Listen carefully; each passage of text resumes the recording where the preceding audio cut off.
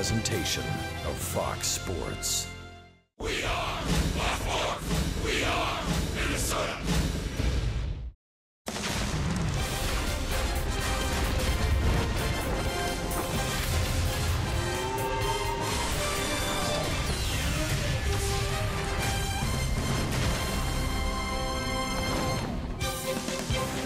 The Twins and White Sox have split the first 4 games this week, and so tonight it's the rarity in baseball. A Game 5 rubber match in breezy Chicago.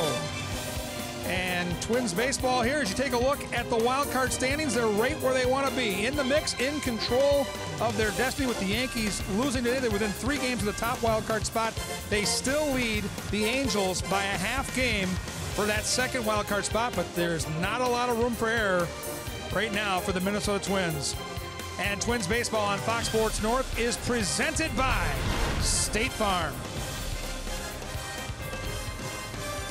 Feels like fall here in Chicago. It's cool and breezy, and it feels like a big game for the Minnesota Twins. Unfortunately, they got some more bad news this morning. Already missing Miguel Sano on this road trip. Another key piece of the puzzle is gone, at least for the next 7 days. Jason Castro, their catcher last night, will now be on the 7-day concussion disabled list, and it's our Sanford Health injury report. Last night, a couple of hard fouls off the mast during that game. He had to leave that game early. Paul Mauter didn't have an answer for us last night, but he does know he's losing a big piece of this lineup. You know, a good catcher is kind of like umpiring. You know, when they're doing well, you don't really notice. The games go along cleanly, and they do their job. And he's kind of been that guy back there for us. You know, he's been out of what we had thought from the beginning in terms of a pace of catching 115, 120 games, and you know, you just hate to see your catchers take those type of shots, and sure enough, that one caught up with them last night. So they're shorthanded. They're going to lean on one of their big dogs on the mound. Can it be a repeat performance for Jose Barrios, Dick Bramer, and Bert Blyland with how he can build off the great bounce-back win over the weekend against Arizona?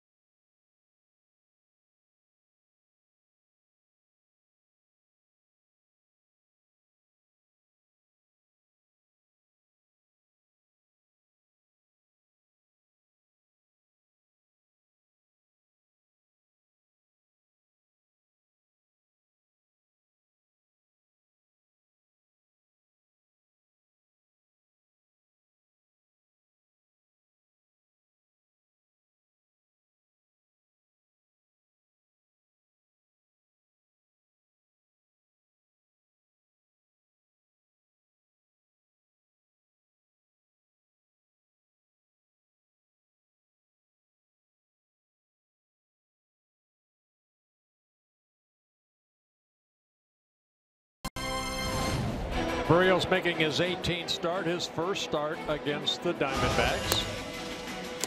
And he got it with a high fastball. Got him.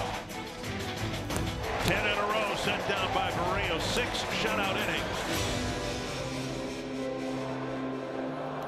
The Twins are hoping that Jose Barrios can come up with another good one tonight. His mound opponent, veteran left-hander Derek Holland. The final game of a 5-game series, and the Twins hope to head to Canada with a series win. And we welcome you to the south side of Chicago. Dick Bramer along with Bert Flyleven. You look at Barrios' numbers this year compared to what they were a year ago. The opponent batting average down about 100 points. He's cut his walks in half, and he has shown in this season the ability to make adjustments along the way and take some instruction. Yeah, you know, but sometimes as a pitcher you fall in love with your secondary pitch, and I think that's what we saw from Barrios, not only in his second and third starts ago, but last start, you know what, as Neil Allen had said, trust your stuff, trust that fastball.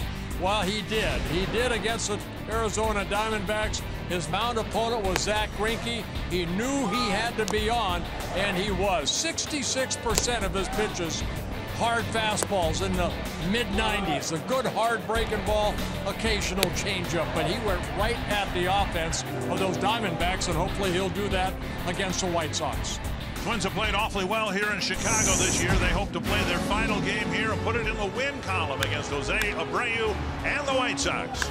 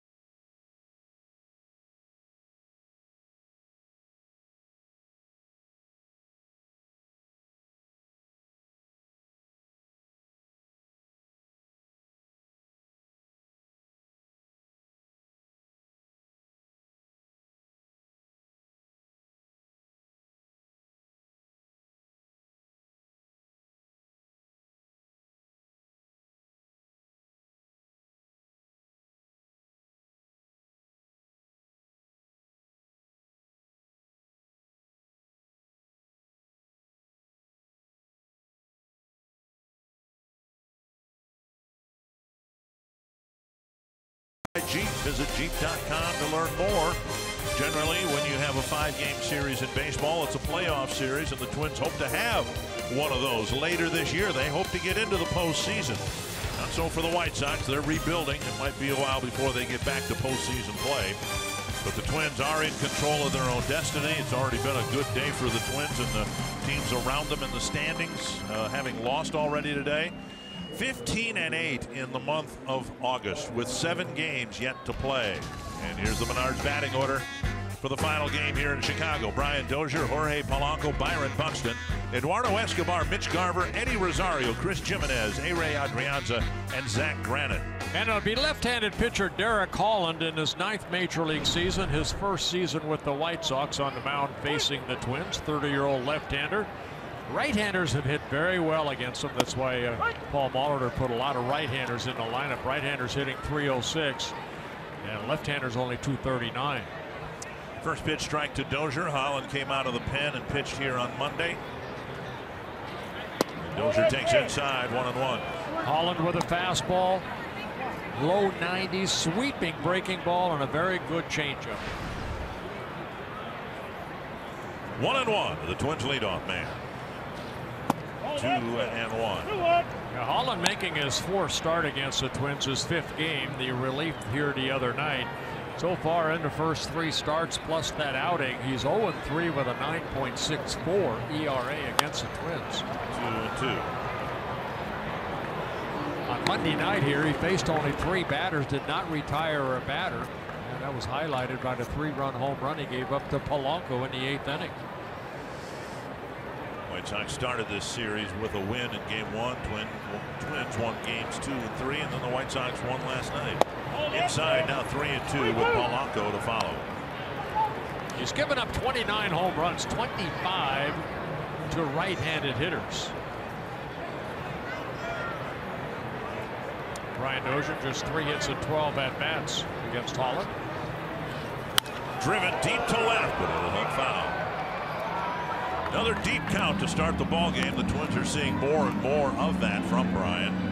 Many times ending up with a walk. Greg Gibson having a little chat with Dozier in the box. Gibson calling balls and strikes for the second time in this series. And another 3-2. Big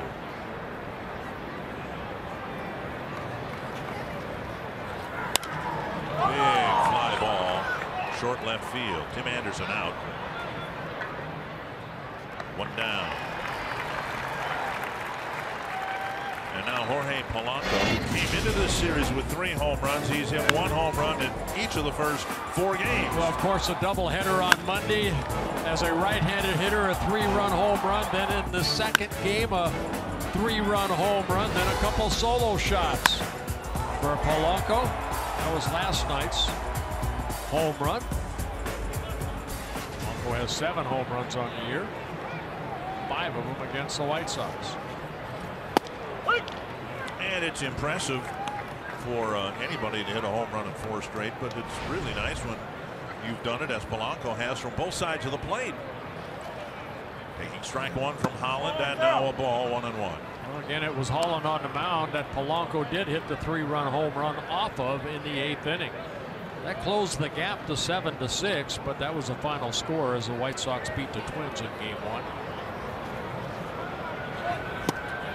Kind of odd that the White Sox have won 2 games each by 1 run, because the Twins have done so well in 1- and 2-run games this year. They've lost a couple of nail biters here to the White Sox. You already see Holland likes to pitch into right-handed hitters, and Polanco right on top of that plate.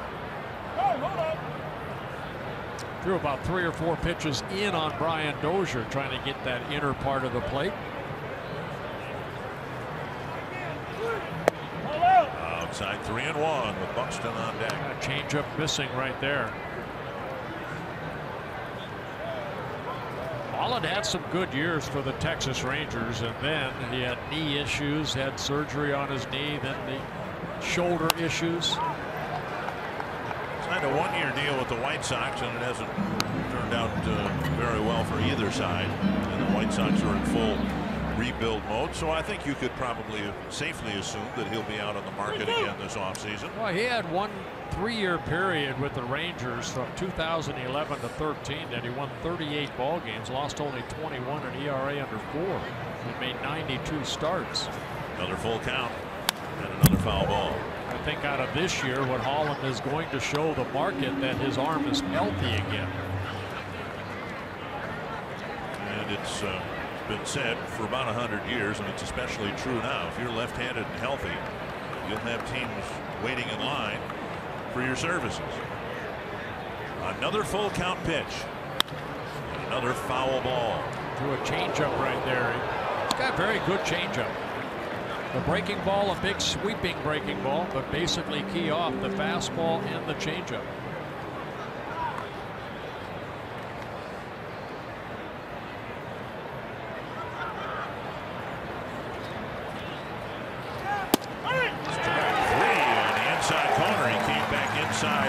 with a fastball to get a called third strike. Yeah, you just don't know what that home plate umpire will give you, but Greg Gibson gives him that fastball. See what Fox Track says right here. Yep, good pitch.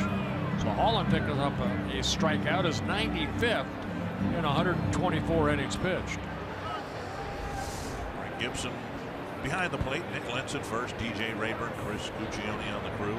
2 down. Here's Byron Buxton.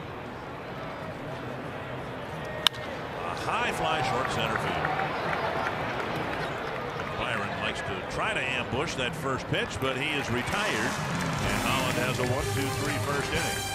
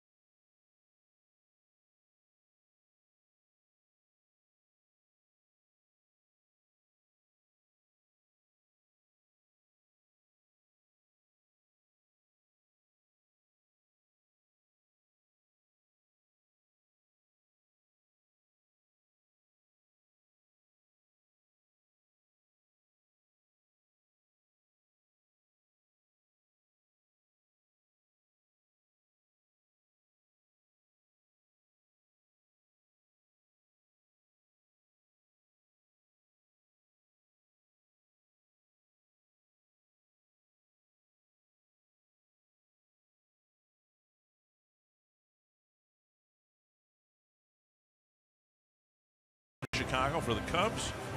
Now part of the rebuild here on the south side. And the White Sox struggling in August. Almost to the same degree the Twins are succeeding. The Menards batting order for Chicago without Avisail Garcia. He became a daddy again today and will not be in uniform tonight. Leury Garcia, Yoan Moncada, Jose Abreu, Nicky Delmonico, Kevin Smith, Yolmer Sanchez, Tim Anderson, Omar Narvaez, and Adam Engel. And Jose Barrios, just 23 years old, making his 19th start of the year, his second against the White Sox. His other start came earlier this year in June in Minnesota, where he ended up getting the win in a 4-2 ball game. Worked 8 very good innings. And a first pitch strike. Barrios with a 5-run first 3 starts ago, a 5-run first 2 starts ago, and then he had a clean first inning against the Diamondbacks and sailed through 7 innings. Garcia, the leadoff man, had a good night last night. Yeah, you know what? The White Sox are looking for guys to step up, and Garcia, one of those guys that has really stepped up, hitting well from both sides of the plate. As a left-handed hitter, 278. As a right-hander, over 300, 305. 1-2 to Garcia. Barrios with 11 wins on the year, starting the game with an ERA of under 4. And back to his glove. 1 away. Check out the Twins in the field. A little bit of a different look with Jason Castro going on the disabled list. The Twins summoned Zach Granite. He's in left field. Byron Buxton in center. Eddie Rosario in right. Adrianza at third. Of course, Sano is back home in Minnesota. Polanco, Dozier up the middle. And with a left-hander going, Joe Mauer gets the night off. Mitch Garver's at first and Chris Jimenez behind the plate. Garver figures to catch. Paul Molitor said he figured he might start him behind the plate Saturday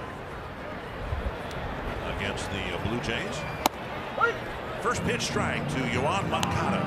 Well, Mauer getting the day off because of a lefty on the mound, but he's just 5 for 22 against Holland too. But gives Joe a day off, which Paul likes to do from time to time. Outside 1-1. There will be more of those with the veteran players. Twins have an off day on Monday. Joe probably will play all 3 games in Toronto, although remember that's an artificial turf field, and so the managers will manage accordingly. 1-2 to Moncada.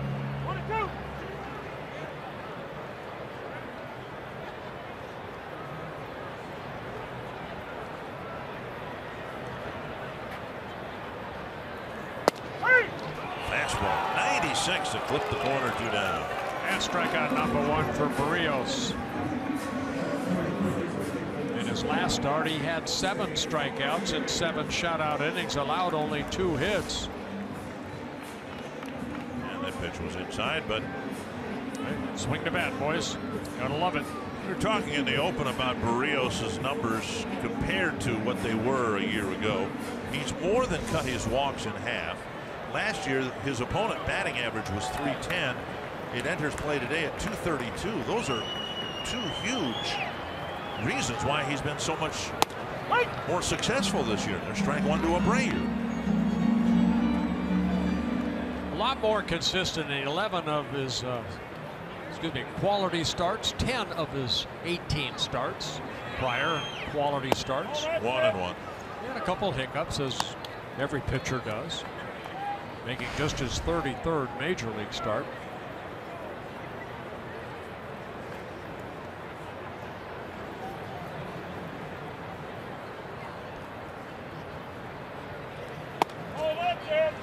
And fastball inside, and we are seeing again tonight 4 first-inning fastballs. Well, that's your bread and butter pitch if you're Jose Berríos. That breaking ball is a pitch that he has a lot of confidence in, but early on, when you're at your strongest, just hit your spots with it. Not like that. Landed a few There's feet a in front of change the up plate. there. 3-1 to Abreu. Delmonico on deck.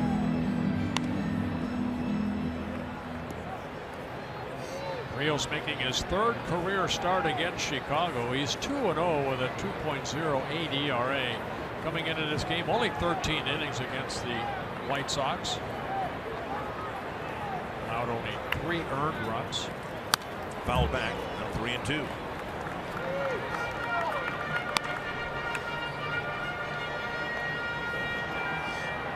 And there's no lopsidedness in the opponent batting average either. Opponents hitting .232, left-handers hitting .232, right-handers .231.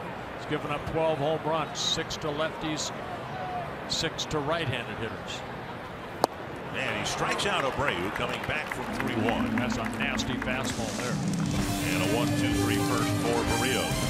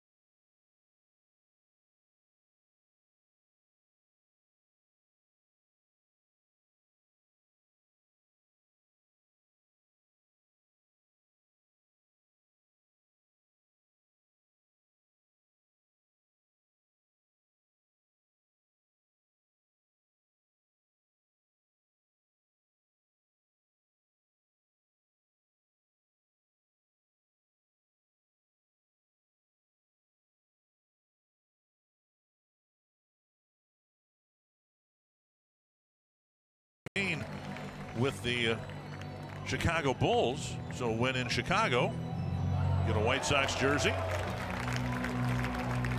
Well, there's what, 30 teams in the big leagues. He's hit 2 of them already. Jimmy Butler, now member of the Timberwolves. Here's Eduardo Escobar taking ball 1, hitting cleanup again because, in part, he is 5 for 9 with a home run against Derek Holland. And hitting .296 as a right-handed hitter.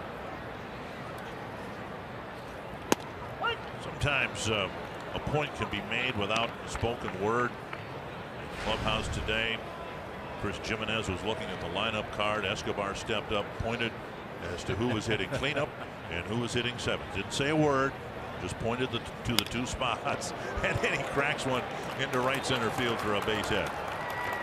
Big turn at first. Escobar's aboard. He's the first base runner in the ball. One of the issues the White Sox have as they try to rebuild into a competitive team, their defense. Here's how they line up tonight, brought to you by Northland Ford. Nicky Delmonico in left, Adam Engel in center, Lurie Garcia in right. Again, Avisail Garcia not in the uniform tonight. Sanchez, Anderson, Moncada, Abreu, the infielders, and Narvaez behind the plate. Yeah, Twins have 64 errors. The White Sox have 96. Here is Mitch Garver, 1 for 8 in the big leagues. His 1 was an infield hit, and he swings at the first pitch and fouls it back. As we have said in his other starts and plate appearances, the Twins project Garver as being a run producer. He's a big, strong hitter, principally a catcher. He might catch this weekend in Toronto, starting first baseman against the lefty Derek Holland. Outside, 1-1.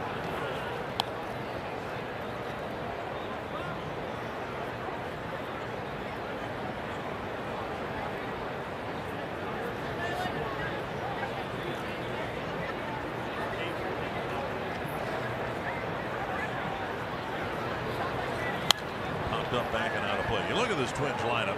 And Dozier, of course, now a veteran. And Escobar to some degree, although he's never been an everyday player. A lot of inexperienced hitters in this lineup for a team that's in the pennant race, trying to win every game, obviously. Garver, 26 years old, getting his first taste of the big leagues. 1-2. Popped up, short right field. Coming in is Lurie Garcia. Garver's retired, 1 away. That'll bring up Rosario.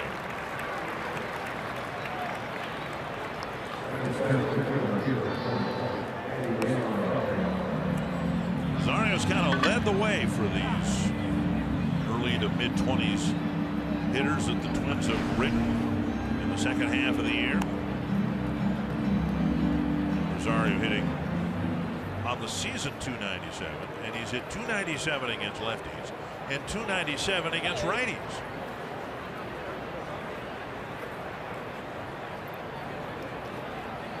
So he's the 6th place hitter. One of 2 left-handed batters in the lineup against Derek Holland. The other, Zach Granite.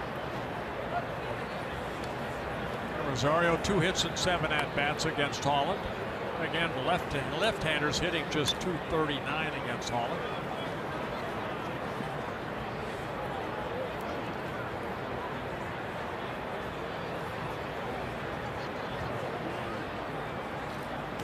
Nice stop by Narvaez. That ball landed 3 feet in front of the right-handed batter's box.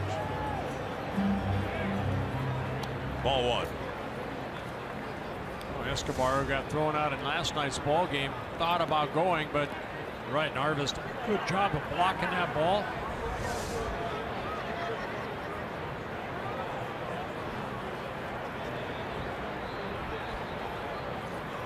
Pitches up. Twins are looking for their 35th win on the road this year. There are 21 road games left, counting tonight. And to put it in recent perspective, the 1991 Twins that went on to win the World Series, they won 44 times. So if the Twins play .500 baseball, they might surpass the 91 Twins in terms of success on the road. Now 3-0 to Rosario with Jimenez on deck. 65 Twins won 51 games on the road. I think in '87 when we went 12. You won a big one on the road, I know that, last week. and then lost the rest of them after that. But you did win a big one. That's right, the one in Arlington. And let's not forget you won a couple games in Detroit in the playoffs too. Yes, we did. 3-1 to Rosario. Twins have put together 3 winning homestands in a row. And Rosario takes a walk. First and second, one down. Somewhere at guaranteed rate field sits Kevin Gordon. Yeah, that still just rolls off the tongue, doesn't it? My goodness. Car soup scoop time. We'll start with Miguel Sano on that shin. Guys, talked to Paul Maurer today.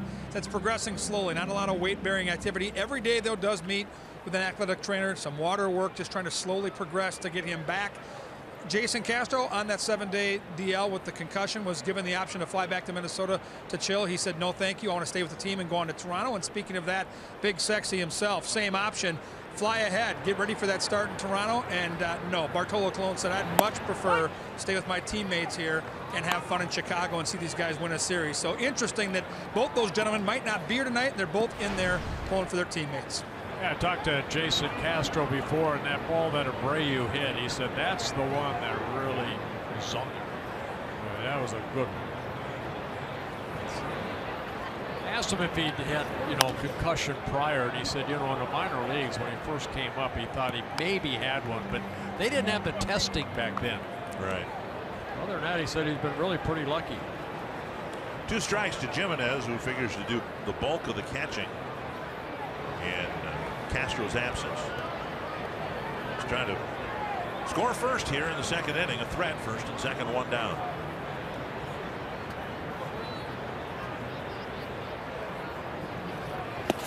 On an in, 1-2.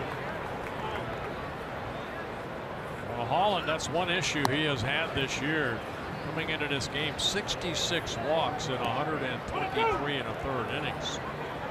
And he walked Rosario, who doesn't walk that often.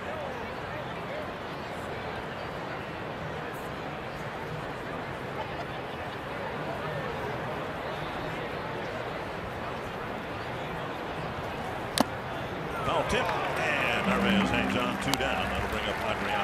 And Holland picked up his second strikeout.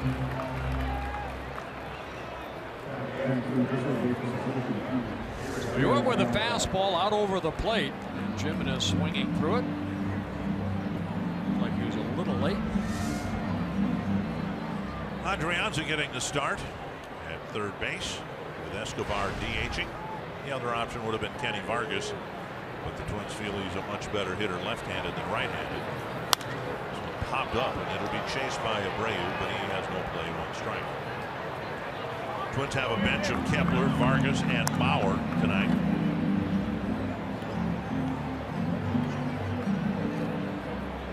And a team chasing the Twins, Kansas City, already lost this afternoon. And a team the Twins are chasing, the Yankees, also lost this afternoon at Comerica Park. More on that game coming later. 1 strike to Adrianza.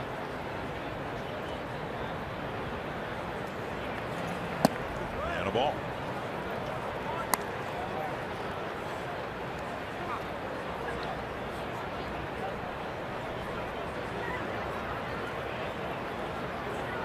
'35th pitch already for Holland. Only given up 1 hit and 1 walk. But the Twins had some deep counts in the first inning. Now up and away, 2-1. He's had a tough time being consistent, Holland. Has 11 of his 24 prior starts, quality starts, where he's worked 6 innings, given up 3 earned runs or less. Twins have had good success against him over his career, facing the Twins. Big pop up again. Twins doing a lot of that against Holland. This one near the mound, and Tim Anderson with the catch. A leadoff single, a 1-out walk. The Twins lead 2. Still no score.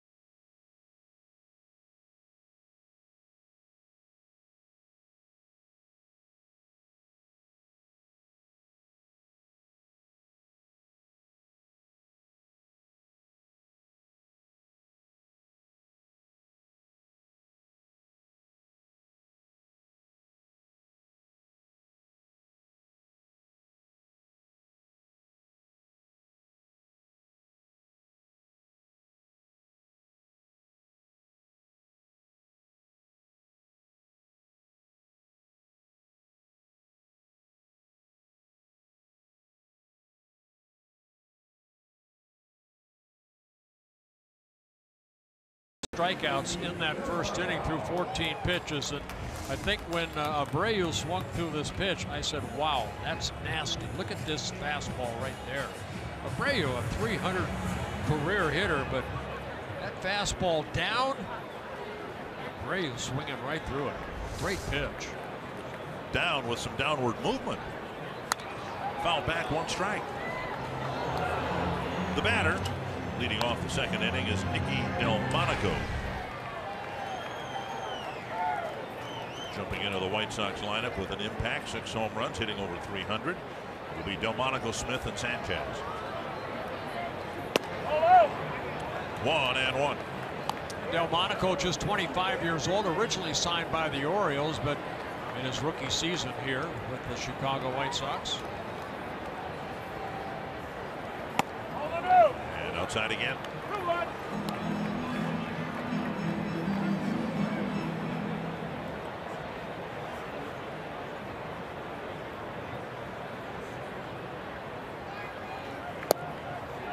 And a breaking ball missing.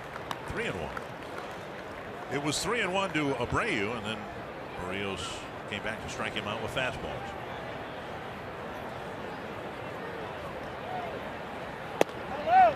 He missed. Walked on 5 pitches. Bring up Kevin Smith, but first Kevin Gorg's got our showstopper. Yeah, our showstopper takes us back to Kansas City last night. Rockies leading the entire game, including up by 1 in the 9th. Former Royal on the mound, Greg Holland, and Eric Hosmer does this. The walk-off, 2-out, 3-run blast, his 21st home run of the season. A huge win for Kansas City. Like the Twins, they're right in that playoff mix. But today the Twins got some good news. Colorado came back to win the game today, 3-2. Although Hosmer last night had him jumping in Kansas City, guys. Thank you, Kevin. Kevin Smith taking one inside now. There's some wonderful side story to that. After the game, Holland wore it. He said, you know, it's my fault. I got to make better pitches. And then it was Holland who got the save this afternoon against the Royals, pitching much better. Important game for the Royals and the Rockies. 1-0 now to Kevin Smith.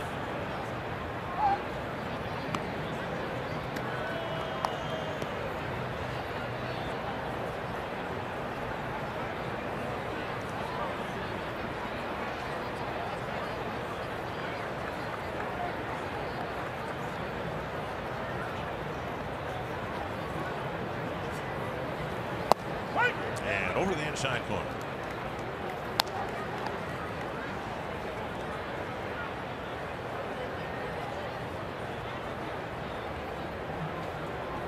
Orioles last year in the big leagues threw 58 1/3 innings and won 35 men.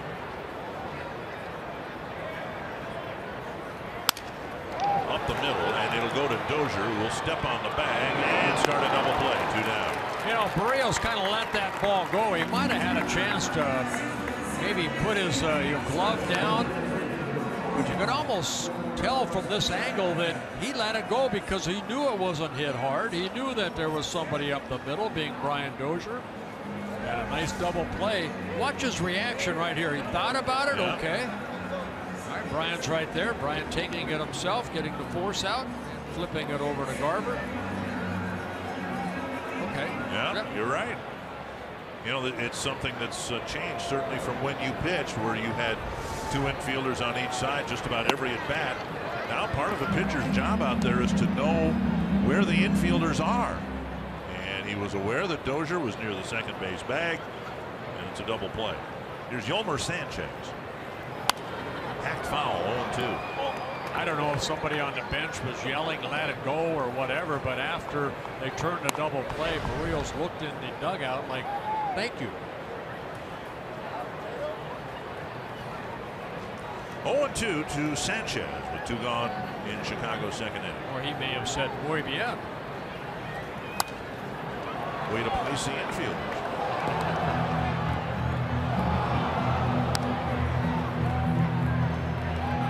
Two again to Chicago's third baseman.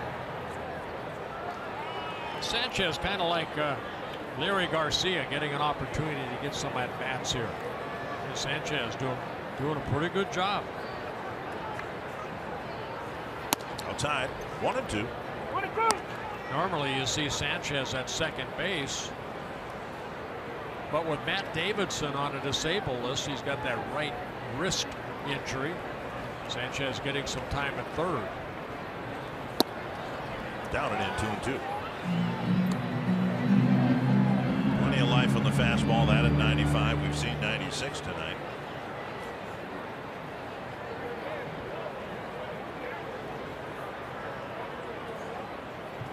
Two and two.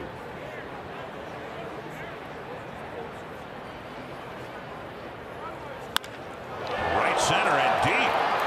Buxton chasing it. It's gone. A home run. Homer Sanchez hitting his 7th. That's the White Sox who score first. Sanchez hitting his 7th home run of the year and his 6th as a left-handed hitter. Got a fastball, looked like it was middle in, and he jumped all over it. The first hit of the ball game for the White Sox leaves the ballpark. See that Jimenez wanted that ball away, kind of carried right back in to the middle part of the plate. That's a 1-0 lead for the Sox. Tim Anderson takes outside ball 1. 13th home run that Orioles has allowed, this being his 19th start. Anderson 0 for 6 with 4 strikeouts in his matchups against Barrios, and the count here is 1-1. Anderson, the hitting hero in the bottom of the 9th last night. First time he had knocked in a game-winning run with that single. 2-1. Well, the Twins didn't hit enough last night, getting just 3 hits. Whoa, just outside. Jimenez liked it. Greg Gibson didn't, and it's 3-1. Narvaez on deck. Let's see if they go with a breaking ball here. Anderson will chase that breaking ball. There's the prior pitch, bit outside. And now a strike with a fastball, full count, 3-2.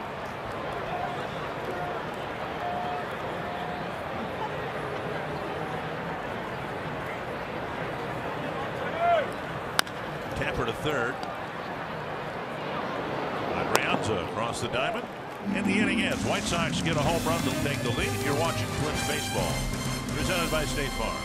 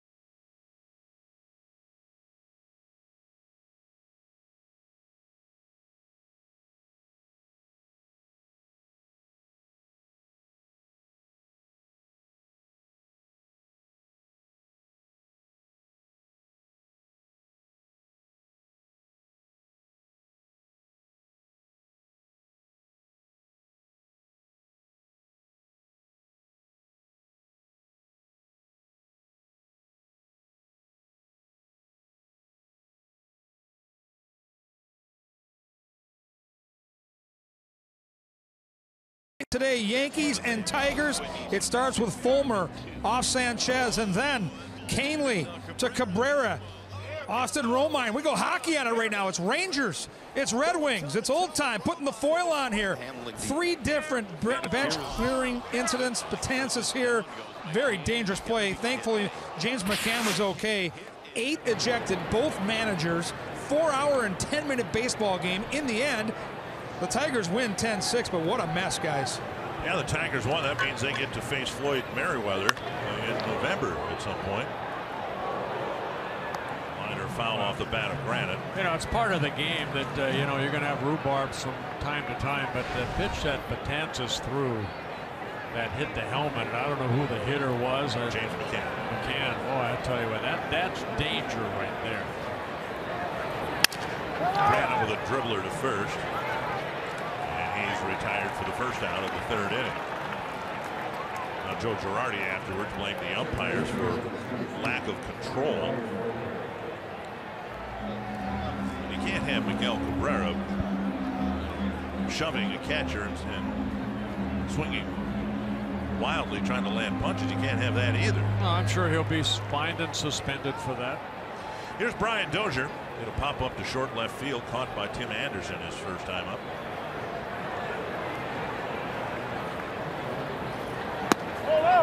Outside ball one. Hey, we want to pass along happy 94th birthday to Ethel DeWald of Watertown, South Dakota, on the shores of beautiful Lake Kampasca. Big Twins fan watching tonight, so hope you have had and continue to have a very happy birthday. Happy birthday, young lady. 1-1 to Dozier.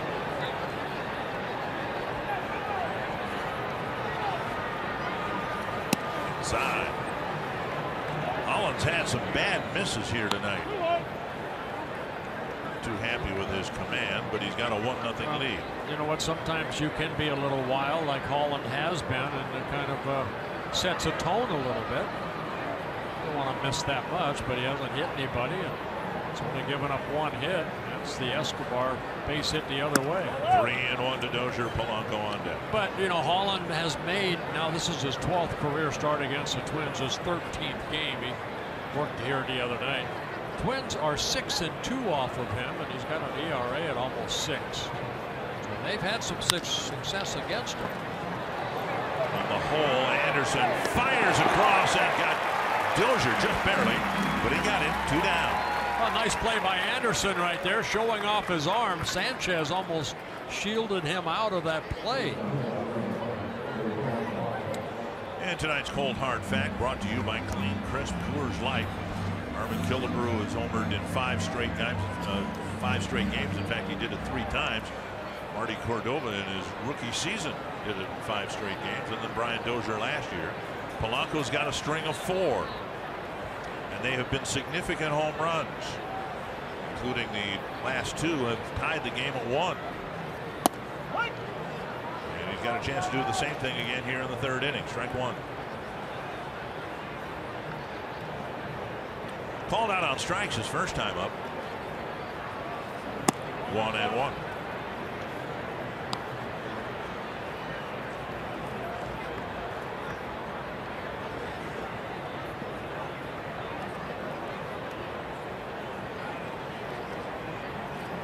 Twins haven't squared anything up against Holland here yet tonight. Even Escobar's hit was a line drive, but it was kind of a soft line drive into right center field. That Dozier's ground ball, that was the first ground ball hit off of Holland. Everything else been in the air.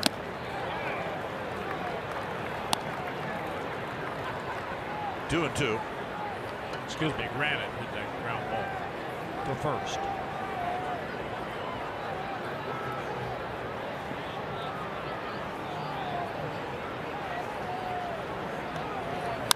High pop up. Short outfield again. This time it's Angle racing. And he's got it. The Twins go down 1, 2, 3 in the 3rd.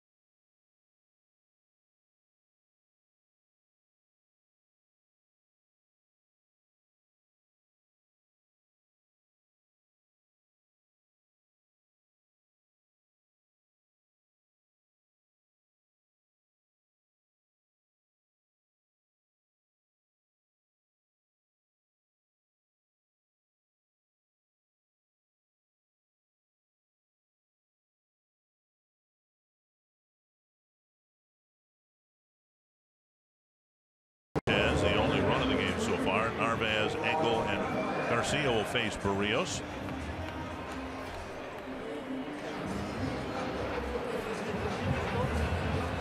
After the game, the Twins will fly to Toronto. You will not be going to Toronto. You're going to be heading to Florida, right? Troy Hawkins will be doing the games in Toronto. I checked my passport's expired, but I've got an old Iowa pheasant hunting license. They'll let me in, won't they? They'll let you in. Just good luck getting back home. 1-0 to Omar Narvaez. Canada's a beautiful country.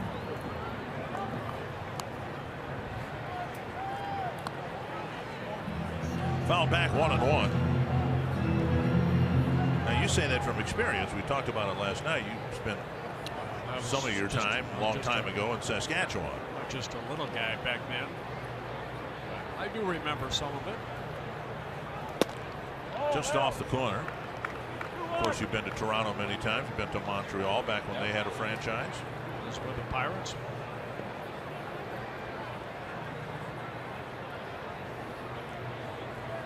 Foul back 2-2.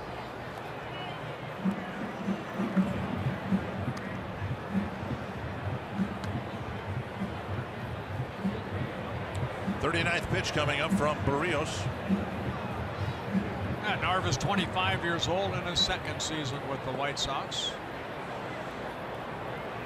Both catchers for the White Sox pretty inexperienced. Kevin Smith, the other catcher. Now a full count. And Giovanni Soto here at the beginning of the year, but he ended up getting elbow surgery.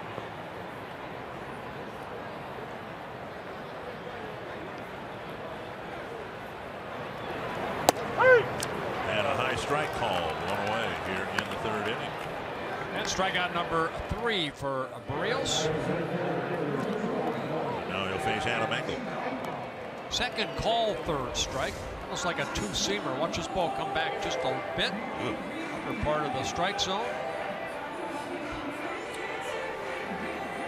Narvaez thought it was ball 4, and Fox Strikes might have suggested that as well. Here's Engel.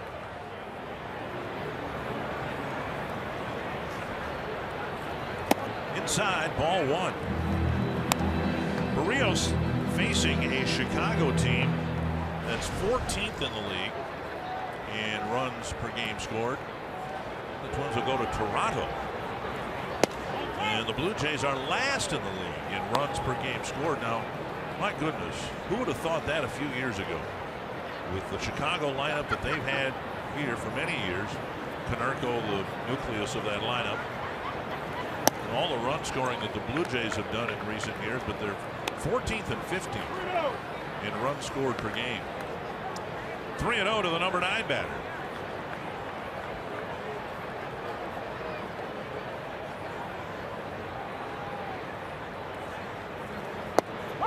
And a strike.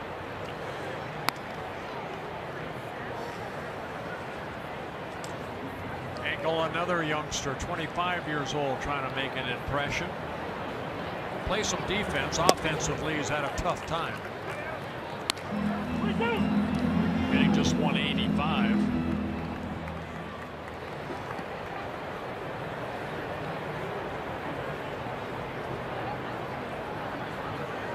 Full count with 1 down. And a breaking ball clips the corner. Another call, third strike, 2 down. And that'll bring up the leadoff man, Leury Garcia. This breaking ball started inside and then caught the corner on the inner part of that plate. So 4 strikeouts for Berríos. First time through the lineup. Garcia hit a comebacker to the mound his first time up. Outside a ball.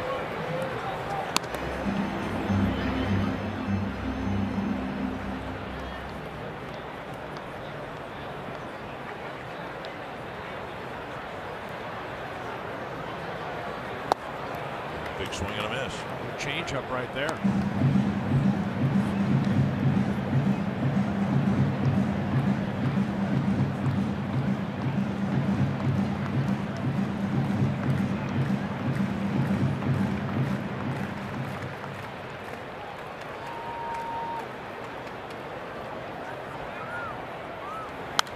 fouled back, and it's 1-2. It's not just this start, but Berrios' next start will be against the White Sox at home. Twins have 3 in Toronto this weekend, then an off day Monday, and then Berrios will pitch in the middle of next week at home against Chicago. Probably get his mound opponent will be the same, and Derek Holland, if everything stays the same, as Santana will against James Shields.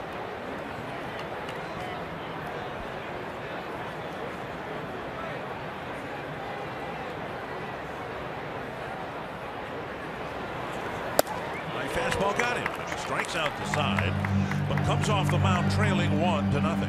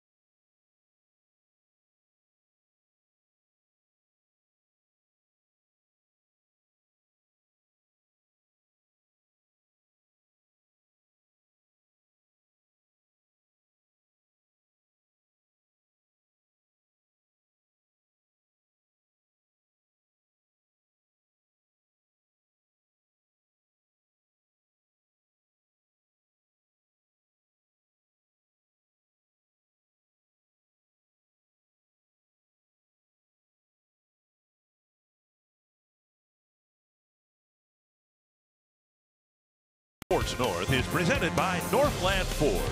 Visit buyfordnow.com and your local Northland Ford dealer today. By Grand Casino, the best stories start here. And by Menards. Save big money at Menards on all your home improvement needs. Twins down 1-0. Rick Renteria's bench pretty thin anyway, with Avisail Garcia not here at the ballpark. Becoming a father again today, but the bench really getting thin. Here's Buxton, and he takes a strike at the knees. There's been a change in right field. Alan Hansen is in right field, replacing Lurie Garcia, who may have hurt himself in his at-bat against Berrios a few moments ago. Buxton takes strike 2. The Twins really handcuffed by James Shields last night. They just got 3 hits in the whole ball game. They haven't hit anything hard against Holland here tonight. Pitches up 1-2. Buxton, Escobar, and Garver here in the 4th inning.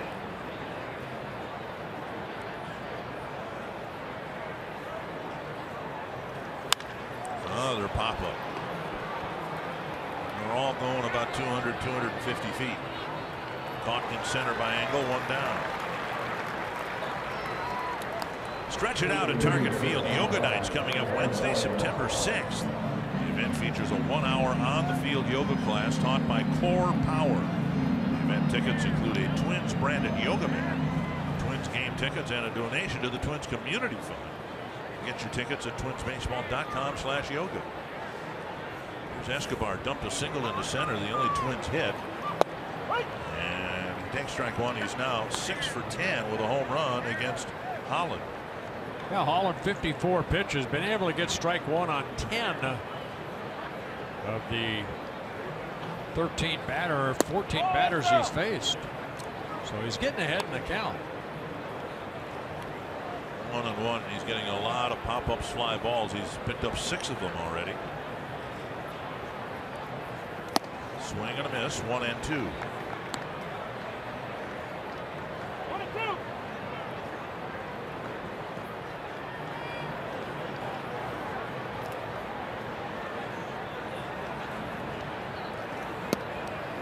inside. 2-2.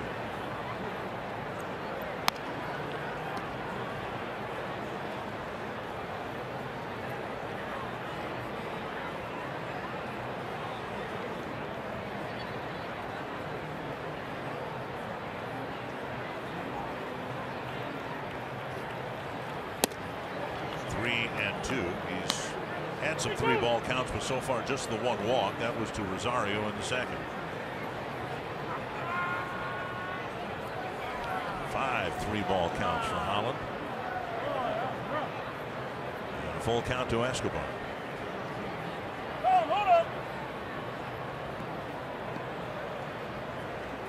He made a relief appearance in the doubleheader game 1 on Monday. Now back in the starting rotation. High fastball, a foul tip, and a strikeout, 2 down. Strikeout number 3 for Holland. Yeah, that's kind of the side piece day anyway. And they only have 1 lefty out there, that being Aaron Bummer. So, good fastball right here, up in the zone that Escobar swings through. Both sides of the plate. That's the pitch that Escobar is vulnerable to. 2 down. And now Mitch Garver hit a fly ball to right his first time up. Another first pitch strike. Boy, his tempo is good, almost Burley-like with so many first pitch strikes.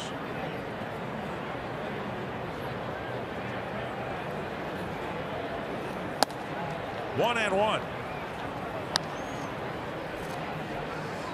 They're 11 of 14 first pitch strikes for Holland.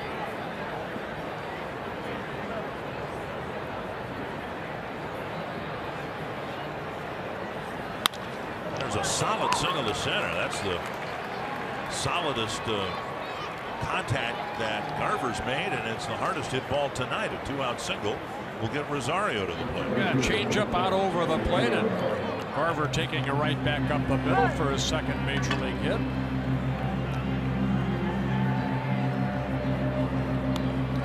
Rosario drew a walk his first time up.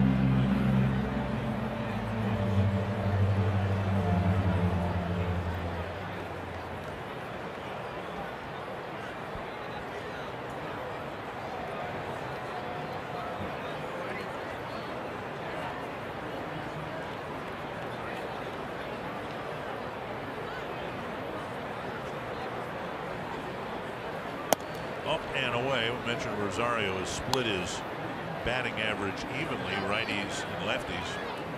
He's been a much more productive hitter, a lot more extra base pop against right-handers. 33 hits against left-handers, 11 extra base hits, just 1 home run. Rounder to second, right at Moncada. And we head to the bottom of the 4th. It's 1-0 Chicago.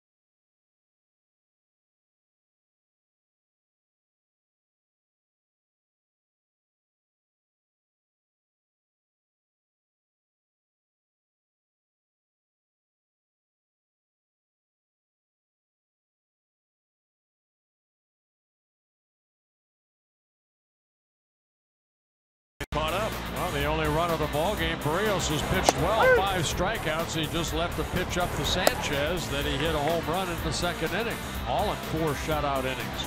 Getting strike 1 on 11 of the 15 batters he's faced. He has 3 strikeouts, and there's the home run by Sanchez, making it a 1-0 ball game. Now Orioles have pitched to the bottom, in the bottom of the 4th, to Moncada, Abreu, and Delmonico. Got word that Lurie Garcia left the ball game with back stiffness on his right side, so that's why he left. The White Sox at one point had an outfield of 3 Garcias, and none of the 3 are in the lineup now. Moncada called out on strikes his first time up.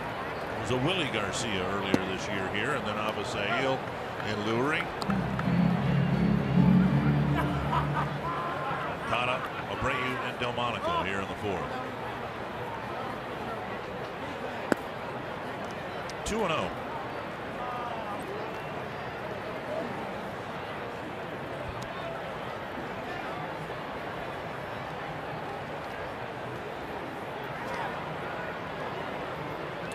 Berrios has fallen behind some hitters. He issued a leadoff walk to Delmonico in the 2nd. Missing again, 3-0. Yeah, key to get strike 1. Holland's been able to do a good job of that. Berrios, the last 5 batters he's faced, he's fallen behind. 53 pitches, just 29 strikes, and it's a 4-pitch walk to Moncada to start the 4th inning. And now for tonight's State Farm combination. Twins lost a ball game last night with Santana on the mound, hoping to win tonight with Berrios, because they've been very definitely a 1-2 pitching punch for the Twins. The rest of the starters with an ERA more than 2 runs higher than Santana and Berrios. Here is Abreu. Struck out swinging his first time up. That's to right center field. Buxton puts it in his back pocket, 1 away. We always have the advantage of where our booth is to watch the ball game from a little higher level, and I'll tell you what, it's fun to watch a center fielder like Buxton or even Engel for the White Sox cover all the ground they're able to cover, and how quick they react to a fly ball, the one that Abreu hit right there. 1 down, and now Nicky Delmonico drew a leadoff walk in the 2nd.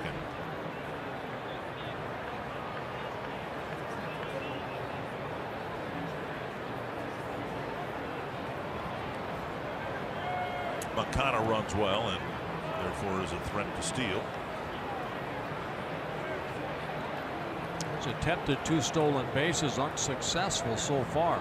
0 for 2.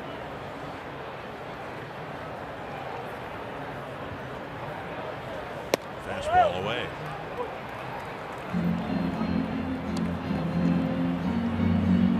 And with Berrios on the mound, they've been 3 stolen bases against him in 5 attempts.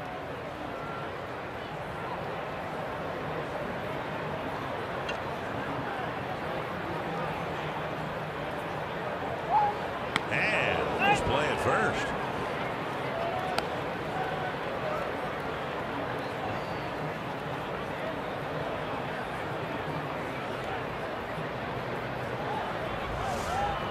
Good throw, perfect spot. Moncada getting that hand back on the bag. On the outside corner. It seems at times Berrios has a couple of different fastballs that he likes to throw. He'll take some off to pinpoint the control, and then with the strikeout of Abreu, he just reared back and blew it by him. That's more the 4-seam fastball. Also has a 2-seamer that has some sink. Moncada goes. Jimenez with the throw, not in time. A stolen base. And Moncada gets his first in the big leagues. Had a pretty good jump right there. Good throw by Jimenez behind the plate.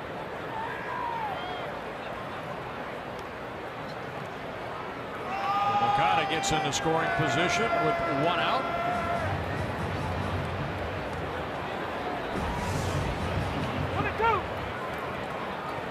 One and two. Barrios facing Delmonico and then Kevin Smith. Grounder. And now the runner being waved around third, and he will score. Garver didn't handle it, and it bounced into no man's land, and Moncada scores. It's 2-0. Moncada, as he wheeled around third, almost spun out, but he was able to keep his feet, and the White Sox get another run. Good job by the third base coach, Nick Capra. He did a good job of sending him right off the get-go. It's a ground ball that Garver goes to his right. He got kind of tied up right there. Ball kind of rolled up his arm, went towards second base. By the time Polanco. It's a little bit of a misstep around third, but Moncada got there. It's 2-0. So the leadoff walk and the error lead to another Chicago run.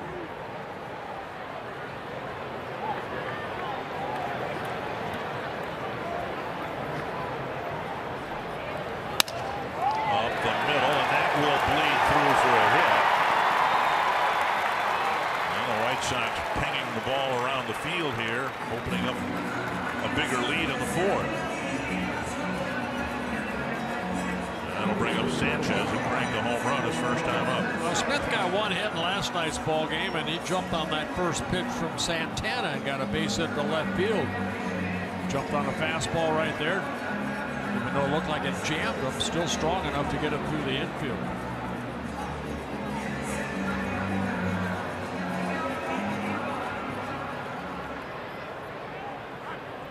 The second hit by the White Sox, but they have a 2-0 lead.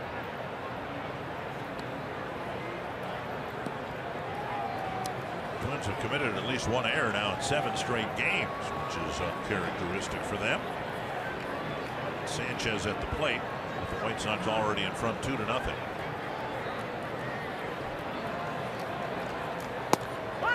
The outside corner.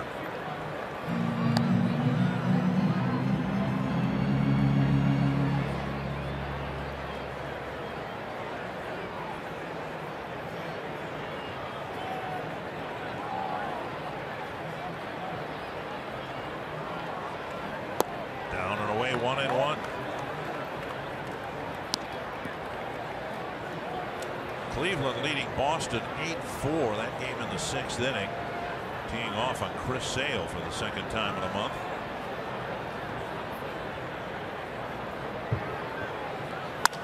That's chipped to short center.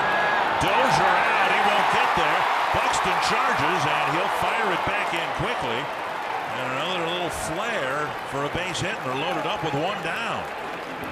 That was trouble as soon as it left home plate. And Anderson will come up with the bases loaded. Join Fox Sports North in the Wild for the breakaway 10K, 5K, and 1-mile run. Saturday, September 16th, benefiting the Herb Brooks Foundation. All participants receive a medal and are qualified to win 2 suite tickets for the Wild Stars preseason game on September 30th. For details, visit foxsportsnorth.com/events. Yeah, not much you can do defensively on that little flare base hit right there by Sanchez. He's 2 for 2 in the ball game.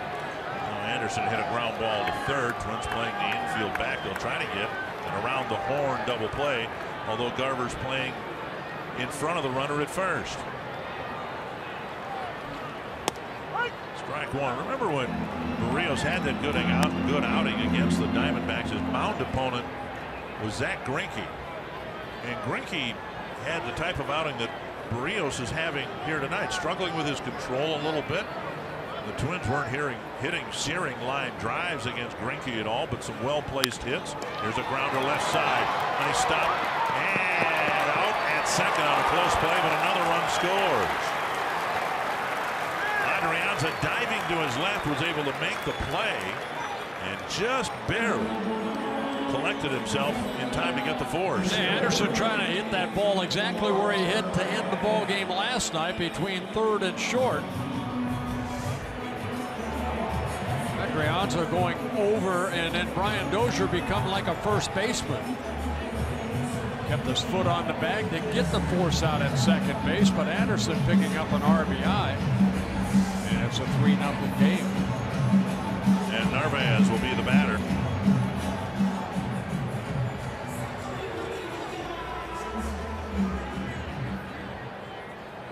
And Jimenez to the mound.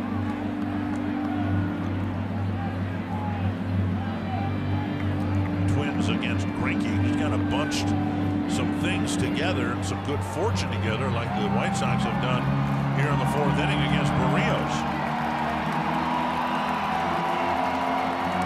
65 pitches thrown by Barrios. You want to stop the bleeding right here.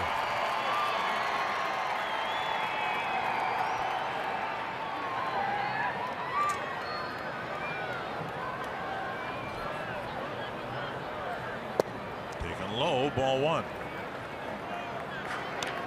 Narvaez called out on strikes his first time up.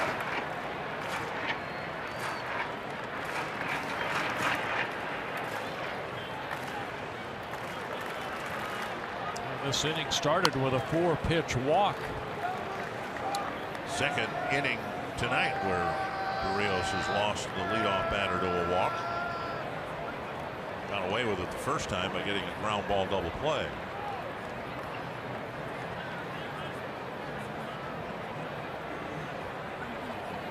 On the outside corner, 1-1.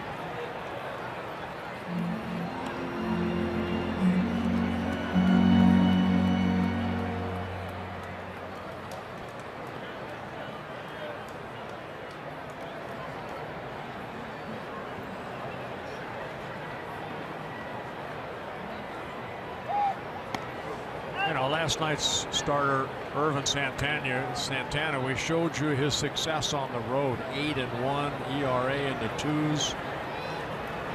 Well, for Barrios, it's almost reverse. He's pitched better at home than he has on the road. On the road, this is his 11th start. He's 4-4 with a 5.13.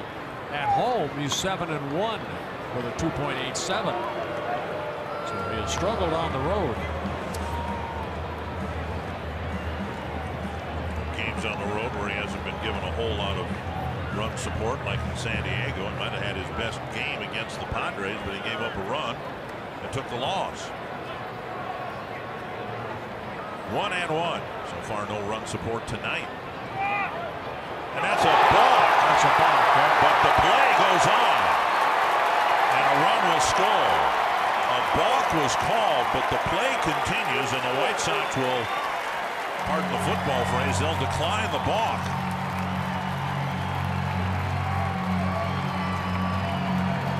And the raggedness of this inning continues. I don't think you can do that anymore, can you? Isn't that? Oh, you can throw to third. You can't fake to third and throw to first. Well, the play is on right here for Barrios to do that. You can see where that throw was. It'll be an error on Barrios. Allows Smith to score. Second error of the inning, and it's 4-0. And a runner at third base, and a 1-1 count to Narvaez. Takes inside, 2-1. The ground ball that was muffed. An errant pickoff throw by the pitcher, a leadoff walk. Hardest hit ball this inning was Abreu's liner caught by Buxton. And now 2-2.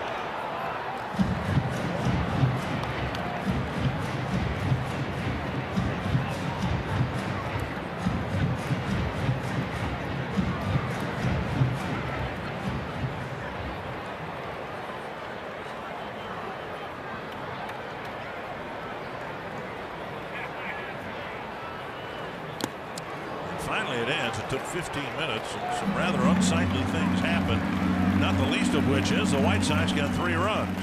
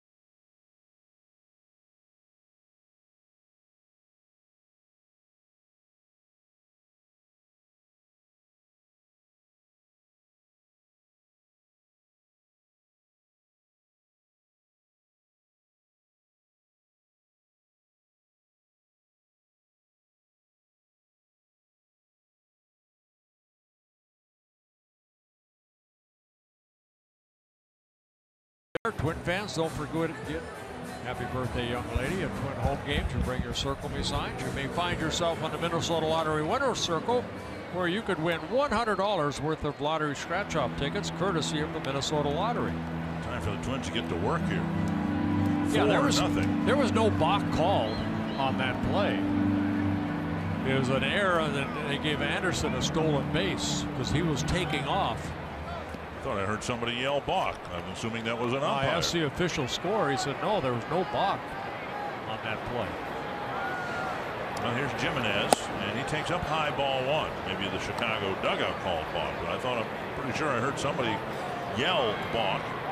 Jimenez, Adrianza, and Granite will hit here in the fifth, trying to get something going against Derek Holland.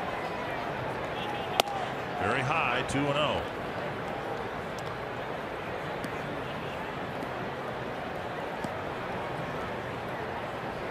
Jimenez struck out swinging his first time up.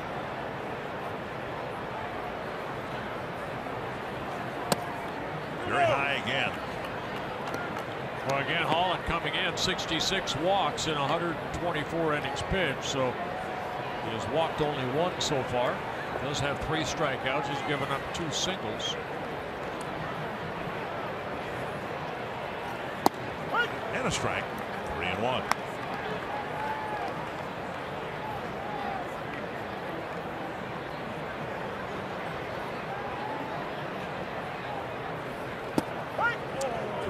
Jimenez didn't like the call.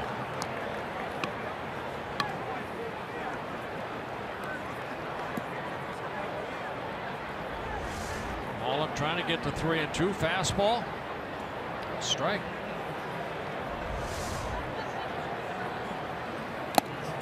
And Jimenez chases a high fastball, strikes out again, 1 away. And strikeout number 4 for Holland.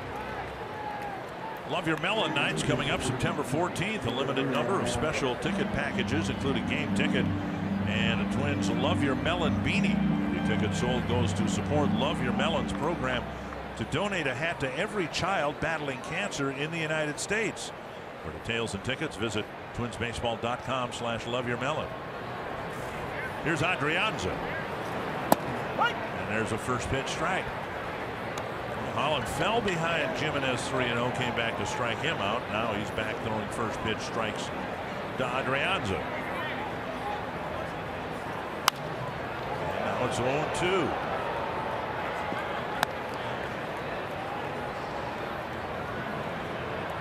Twins go to Toronto, and as luck would have it, they won't have to face Toronto's ace Marcus Stroman, but the way they've swung the bats here the last couple nights, done very little offensively. Well, I tell you, I think you have to credit James Shields a little bit last night. You know, for the first 5 innings, he was really on. Scored a couple runs in the 6th. 1-2 to Adrianza.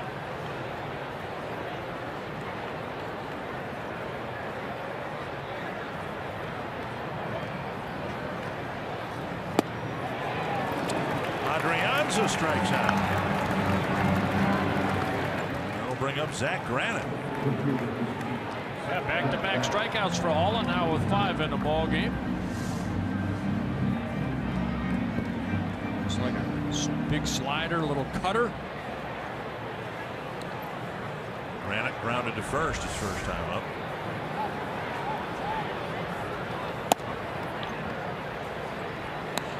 One and 0.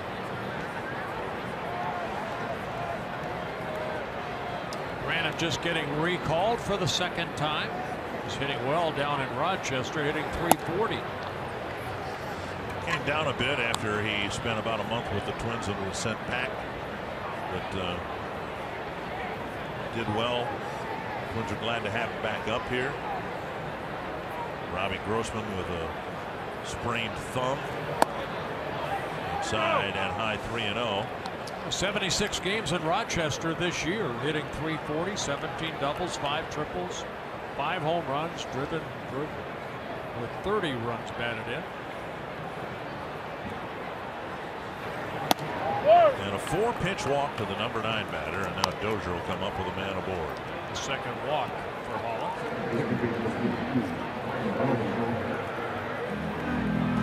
Dozier with a pop to short and a ground ball to short.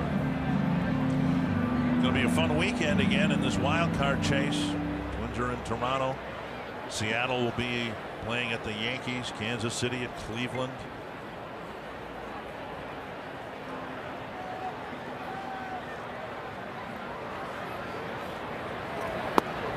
First pitch strike. In advance of this at bat, if in fact it is an at bat, the last couple nights the Twins have 5 hits, 46 at bats, a 109 average. After pretty much pounding the ball at will earlier in this series. 1-1.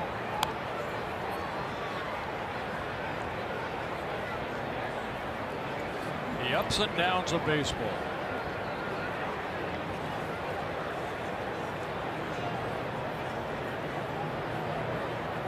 Mitch Garver with the only well-hit ball here tonight. Hope is Miguel Sano will rejoin the lineup when his 10-day disabling period's behind him. Bobby Grossman with the team, doing what he can with a sprained left thumb. Inside 2-1.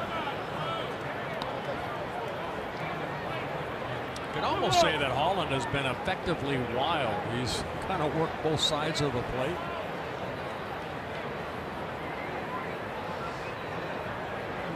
'81 pitches, 45 strikes. Now he's in danger of walking 2 men after the second out. Polanco on deck. It's 3-1. Dozier had a 3-1 count in the 3rd inning. Grounded into the hole. Anderson made a good play.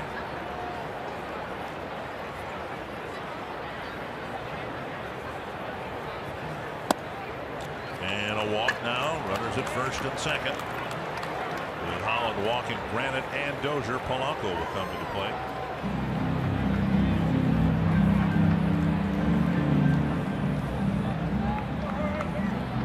Again, it was Polanco that hit the 3-run home run off of Holland here on Monday night in Game 1.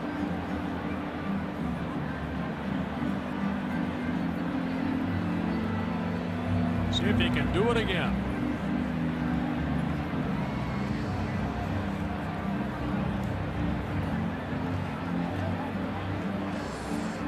Holland trying to give the Twins back a run or two.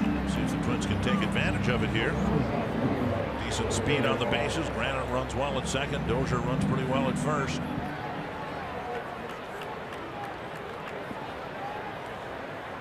Twins need a 2-out hit to kind of reverse the momentum here a little bit. Strike over the inside corner.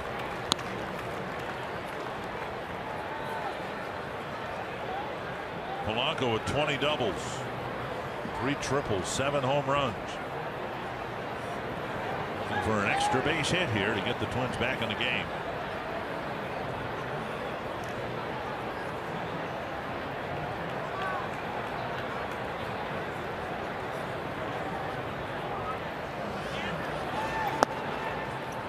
One and one.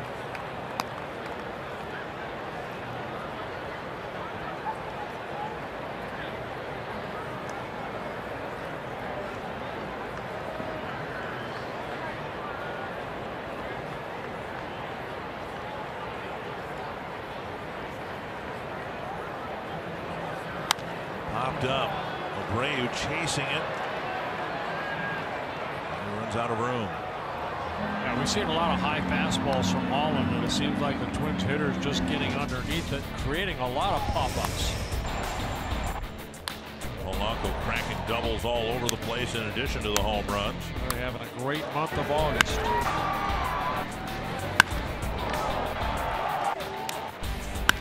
There's some pop in that bat. 1-2 facing Holland here. Polanco struck out in the first, hit a fly ball to center in the third. Another pop-up behind second base. Moncada calling for it. And time for Paul Molitor's best halftime speech, because the first half of this game has been all Chicago.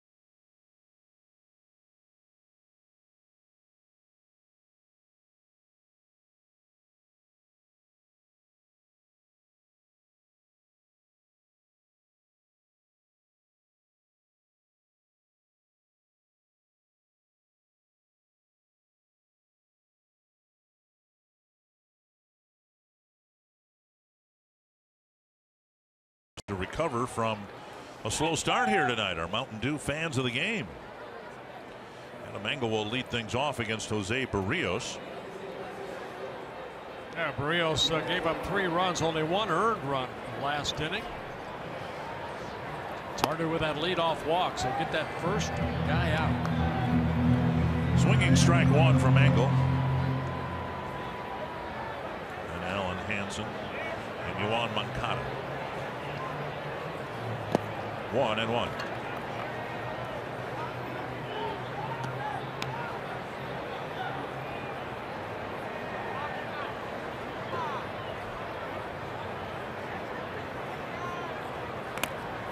Picked out of the dirt.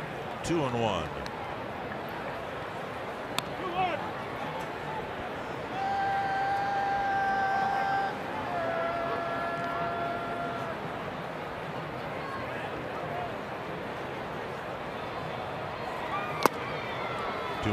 Good fastball away there. 74 pitches, 42 strikes by Barrios. Good angle right here. You can see him working outer half of the plate. Engel swinging through it. And fouled over the roof for the Twins dugout.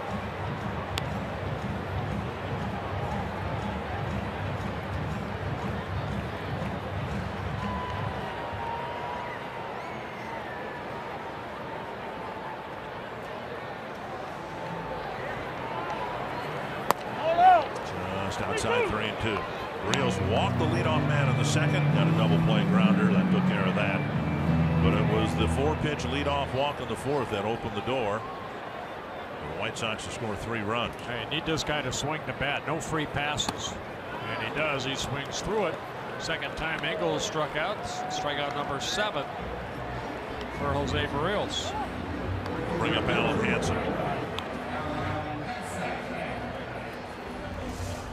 Engel very quick of foot. You got to make him swing the bat. That running fastball got in on him.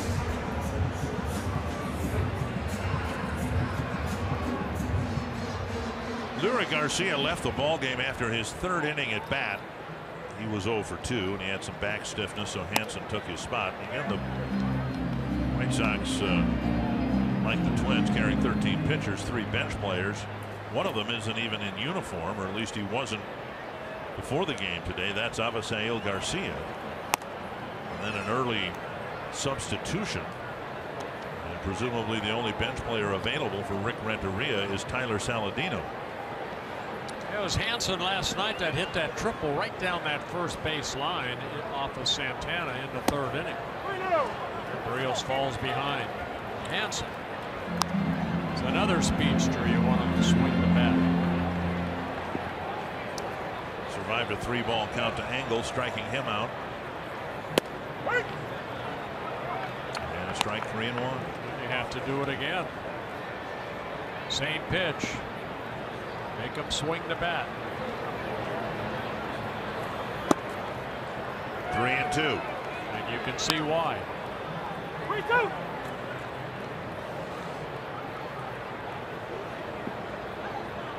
Jimenez, I'm sure, going to call it. Same pitch again. Get it over the plate. Look at that. 3 fastballs, 3 strikes. Another strikeout, number 8. That'll bring up Moncada. He fell behind, but then peppered the strike zone with 3 good fastballs. Look at all the different pitches falling behind. 0-3-0, and a couple fastballs away, and then the one inner half of the plate. Moncada drew the leadoff walk. Takes strike 1. He stole second. Scored on an error charge to Garver on a ground ball. And kind of set the tone for a really ugly inning. Popped up left side. Polanco out. And it is Grana coming in to make the catch. A 1-2-3 fifth. Time for the Twins to get to work.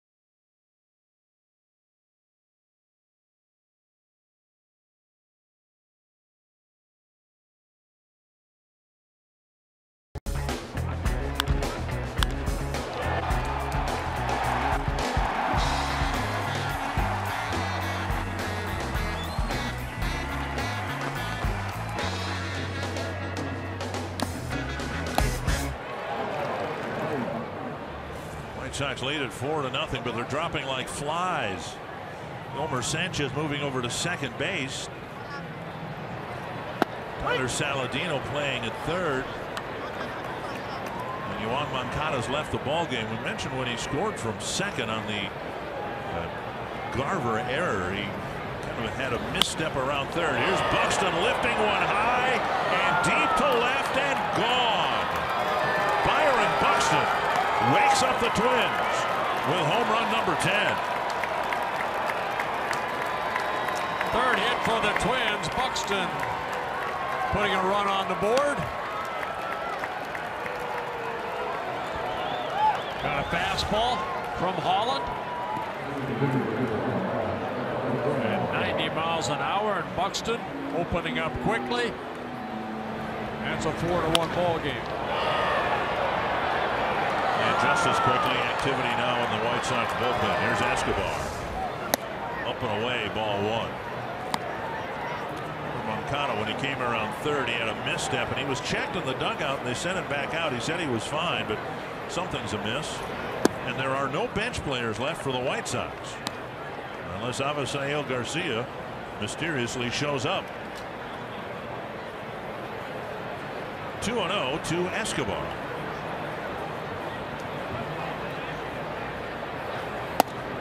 Three 3-0. Garver on deck.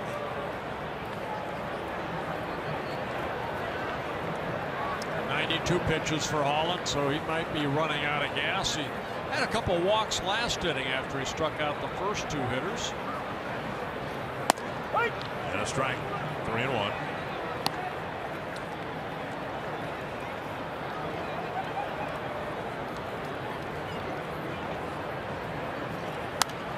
All the way 3-2.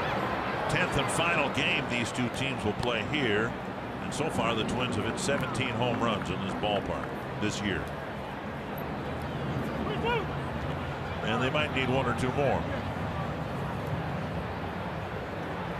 Full count to Escobar.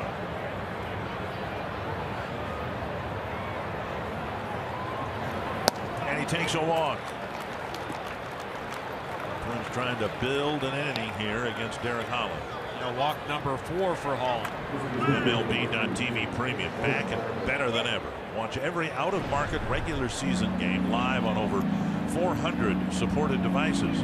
Plus get a free subscription to At-Bat Premium, the #1 app for live baseball. Blackout and other restrictions apply. Visit MLB.TV for details. Yeah, just watch as much baseball as you can. You never know when a hockey fight will break out. Gregory Infante warming up. Garver lined a single to center his last time up. Saw Infante in last night's ball game.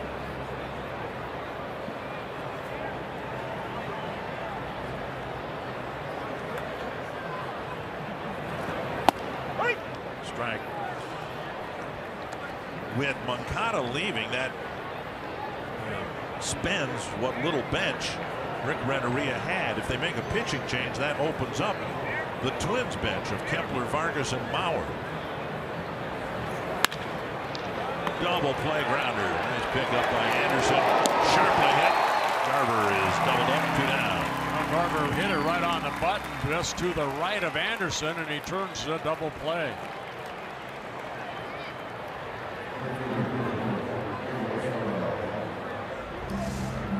Garver trying to find the hole, but Anderson there. They got to him in a hurry on one hop. 2 down, bases empty. Here's Rosario.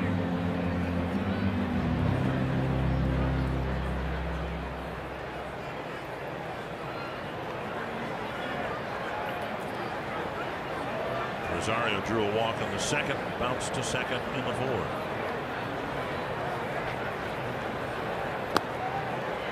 And the dirt, ball 1.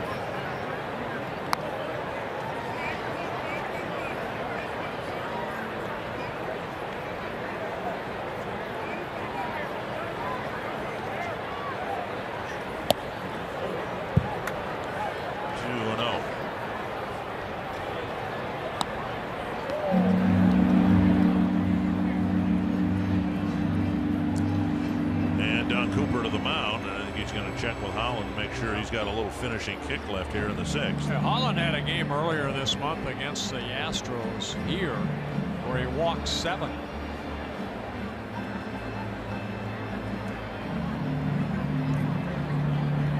So walks have been an issue for Derek Holland.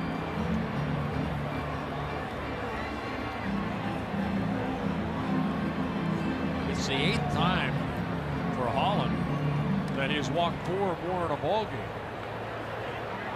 Tough to play behind a guy like that too. It's throwing so many pitches in a short amount of time. Popped up. That'll play.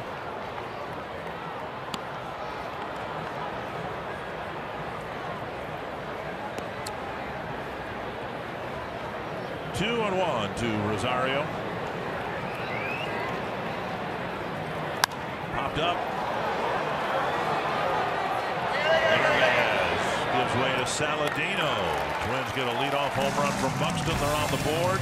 They still trail. You're watching Twins baseball, presented by State Farm.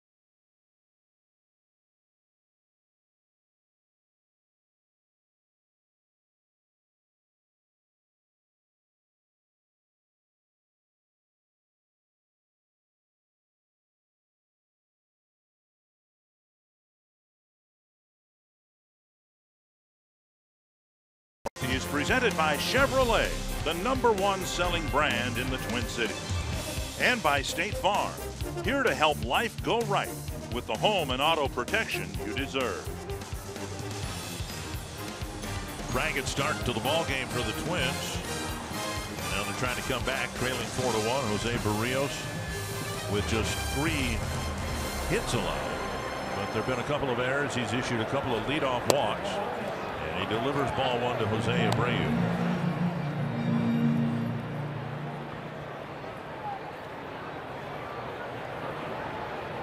The only hit that was hit hard was Sanchez's home run. The 2 hits that added to the chaos in the 4th inning weren't hit well at all. Just a little flare into right center field and a ground ball base hit on about 5 hops. See Neil Allen on the phone out to the bullpen. Pounded off the plate, and now Jimenez, I think, got some dirt that flew up into his mask, his eyes maybe.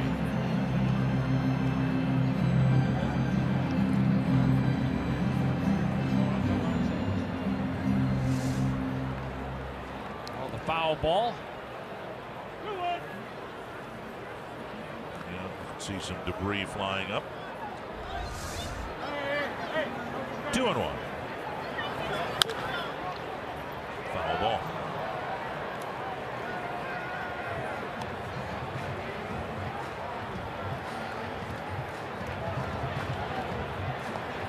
They're leading the season series 9 games to 6. Ryan Presley getting loose. with pitch number 90 coming from Barrios. And it's a strikeout of Abreu, one away. Yeah, getting Abreu for the second time. Got him on a good fastball to end the first. Here a big sweeping breaking ball that Abreu swings through. Missed that by a foot. So strikeout number 9 for Barrios. Delmonico will hit. He needed a boat paddle to hit that maybe, or at least foul it off. A walk, and then he reached on the Garver error at first. Outside, ball 1. 4 runs for the White Sox, but only 1 run producing hit. A couple of runs scored on errors. There's a strike called, 1-1. Another one scoring on a fielder's choice. Garber made his first major league error. Barrios later in the inning. 1 and 2. Throwing error.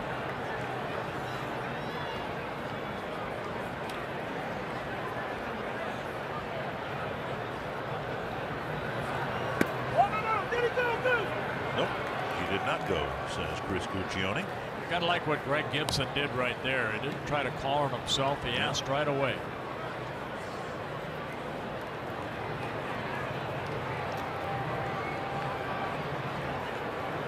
Two and 2.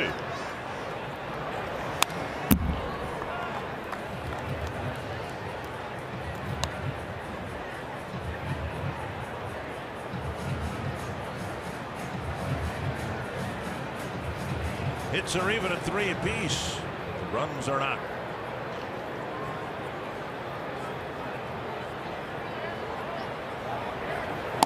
Full count. There's been a whole bushel basket full of those here tonight for Barrios. Velocity still there. This pitch at 94. This will be pitch number 97. That foul. It's had 7 full counts in tonight's game. That's why the pitch counts running up close to 100. 9 3-ball counts.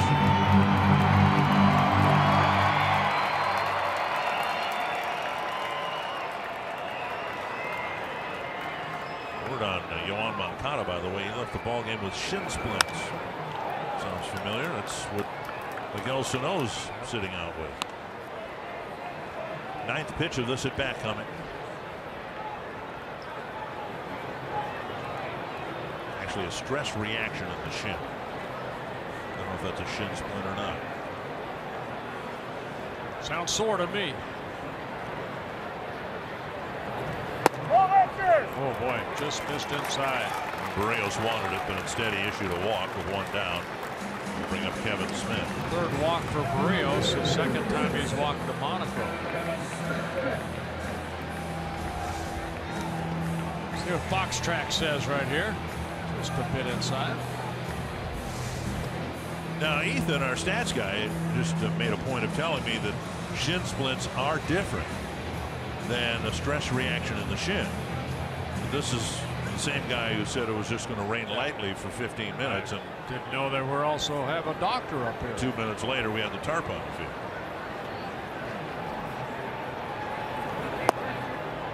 Low ball 1 to Smith.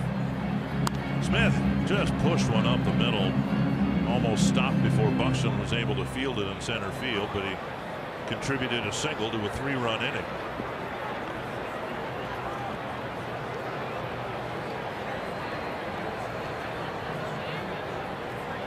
One and 0. 2-0. 101 pitches, 57 strikes for Barrios. Smith hit into a double play in the 2nd inning. Let's see if Barrios can get a ground ball right here.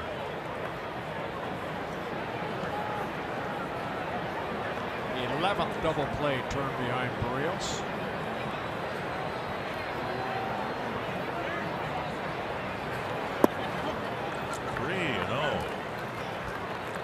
Three-ball count. Jimenez walks the ball part of the way back to the mound and then fires it at Barrios. This might be his last batter. Presley warmed up, ready to go.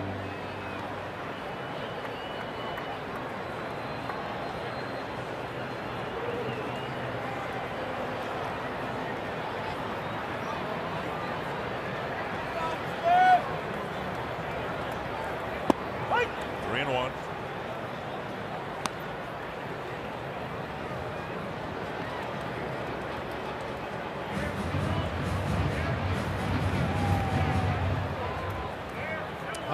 Pitches, a season high for Barrios. He needed that twice to get through a couple of starts.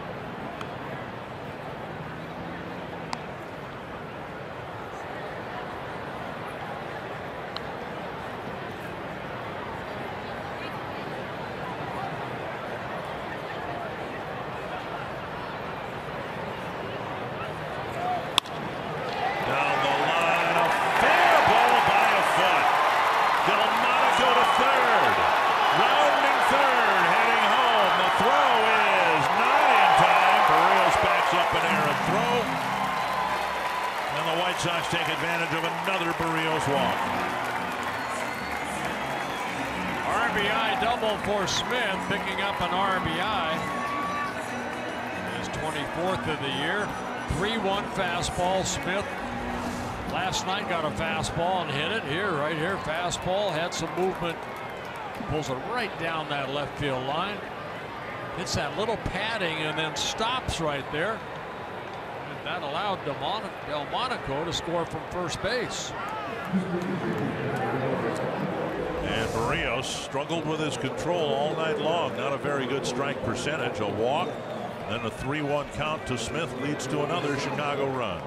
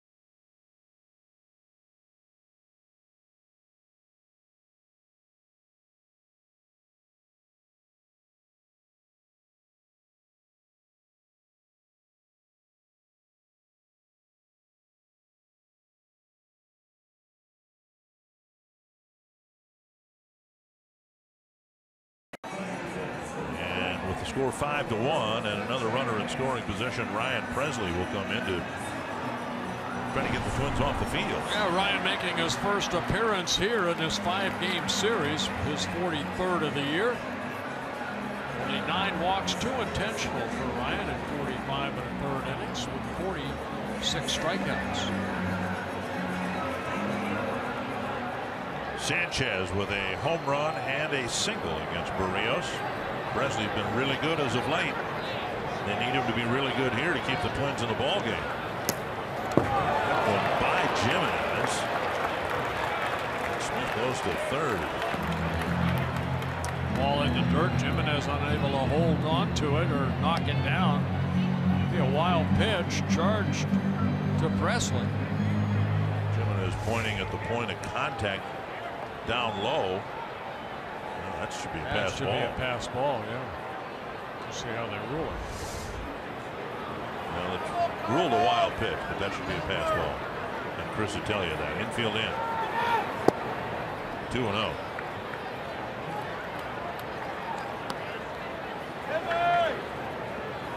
Sanchez cranked one to right center field to put the White Sox on the board in the second. He hit a little flare into center that dropped for a hit, and the White Sox added 3 more.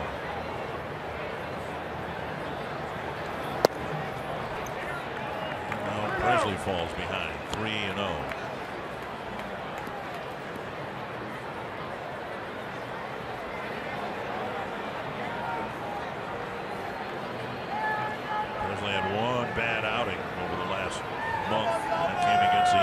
2 outings ago.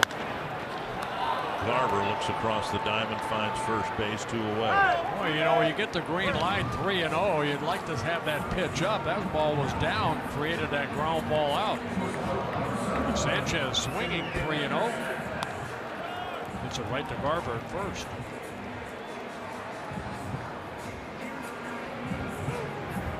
Tim Anderson.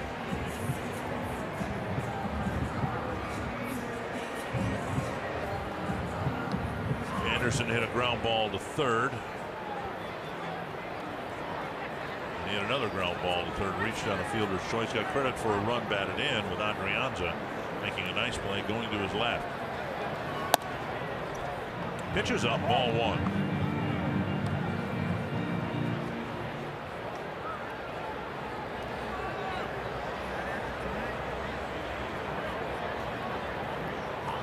Twins got one in the top of the 6th, and the White Sox have answered with at least one in the bottom.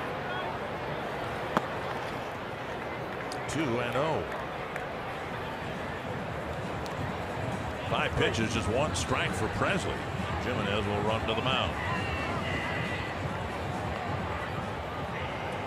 The strike that Presley threw got the second out of the inning.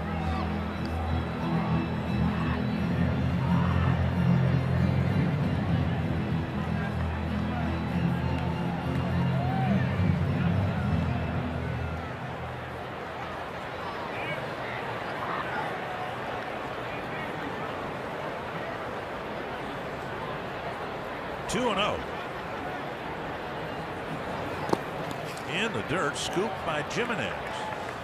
Narvaez on deck. 7 pitches, just the 1 strike. The 7 pitches. Green light. The 7 pitches, everything has been low except that 1 high fastball. So he's keeping the ball down, just too far down. 12 3-ball counts tonight by Twins pitching. Tapper to short. Scoop by Polanco, and Garver with a nice stretch at the other end. And the inning ends, but another walk and another Chicago run in the 6th.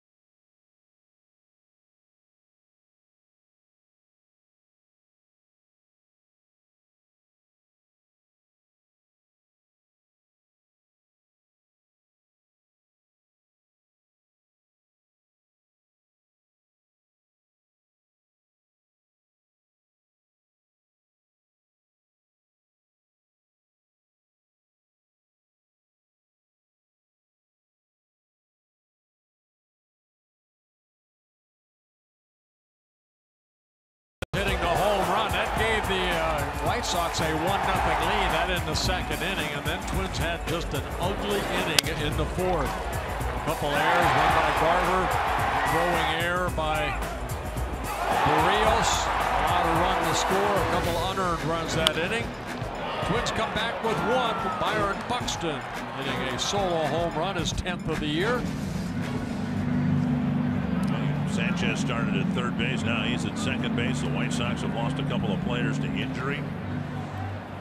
Jimenez, Adrianza, Granite due up in the 7th. Twins have a bench of Kepler, Vargas, and Mauer, but Molitor might wait until the 9th inning to use any or all of them. Gregory Infante, who worked an inning and 2/3 in last night's ball game, threw 23 pitches, 13 for strikes. Didn't allow a hit, had a strikeout. 1-0 to Jimenez, who struck out twice against Derek Holland. Drilled down the line into the corner. Jimenez should have a pair. Jimenez to second with a ringing double into the left field corner. It's good to see the Twins hitting something solid right there. Buxton's home run, but a lot of pop-ups. 8 pop-ups that Derek Holland was able to get. Fly ball outs. That ball kind of rode right into the swing of Jimenez, right down that left field corner. Fox Tracks presented by Carrier. And a good start to the inning, and now Adrianza will hit left-handed.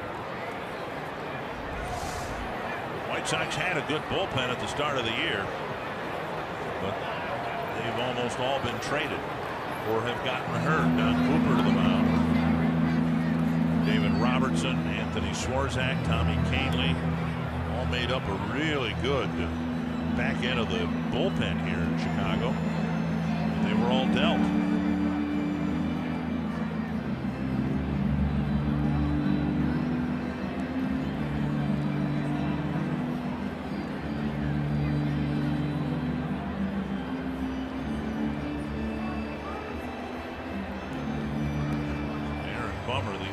Left-hander in the Chicago bullpen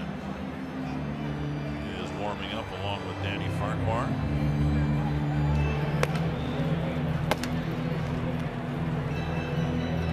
Both relievers have had issues throwing strikes, so that's something the Twins need to keep in their memory bank too, should they come in.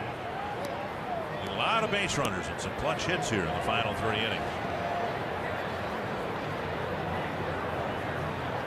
With a pop to short and a strikeout. Squaring and taking ball 1, not for a sacrifice, but for a base hit.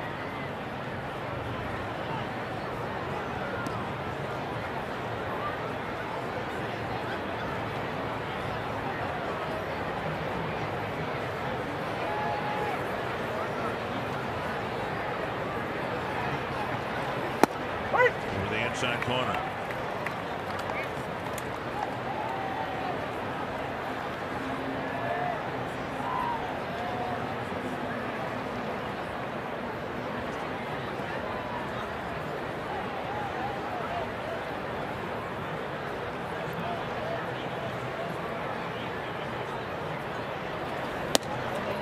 Up high, 2-1.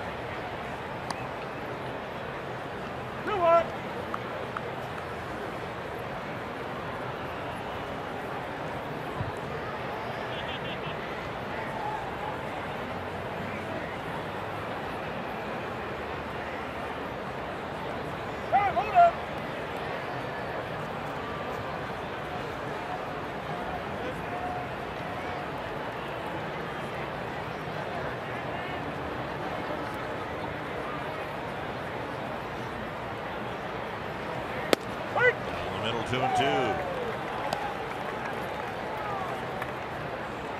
It's 15-8 in August, despite losing a couple of one-run ball games here in Chicago.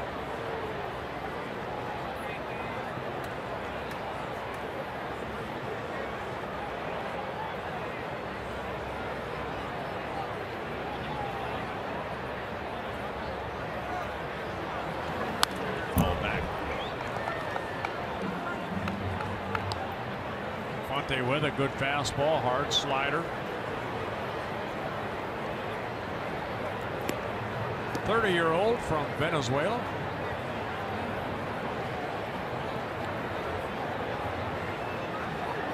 Vargas with a bat.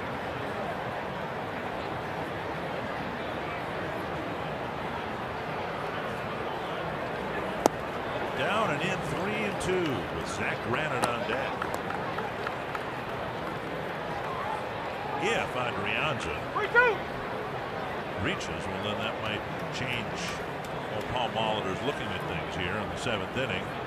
He may want to take a shot with Vargas with 2 men aboard.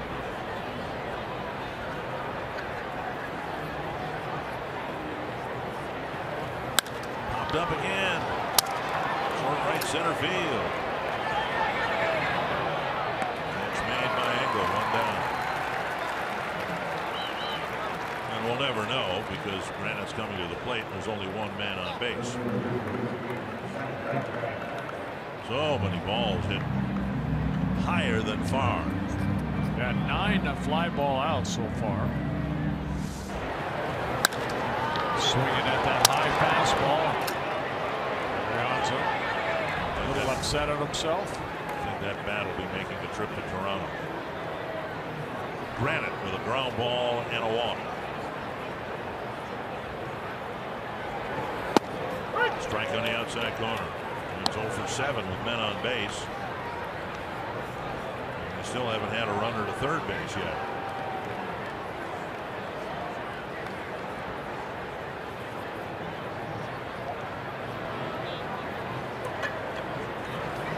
Outside.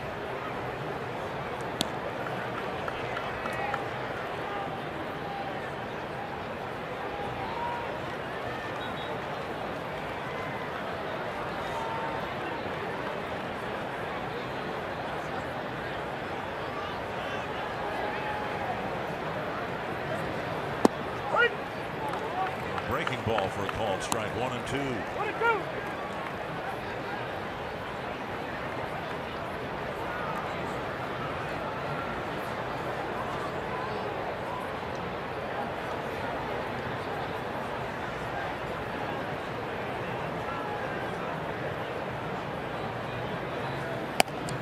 Not close. 2 and 2. Twins running out of outs. There's 1 out here in the 7th. They got a leadoff double. They need to get Jimenez in. Top of the lineup due up behind Granite, starting with Dozier.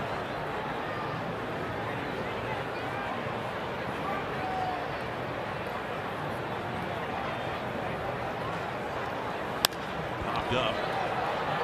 Chased by Saladino. Put over the tarp and out of play. Some pitch. Twins swinging at a lot of pitches about letter high, and that's creating all those pop-ups. And in a couple of cases, a swinging strike 3. Escobar chased one in the 4th inning and struck out. Jimenez in the 2nd. Buxton caught up with one. His home run, the only run of the ball game for the Twins. Another 2-2 to Granite.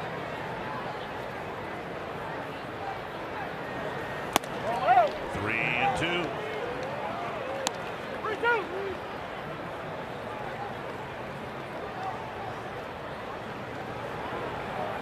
Seen Granite take some walks. In fact, he took one his last time up.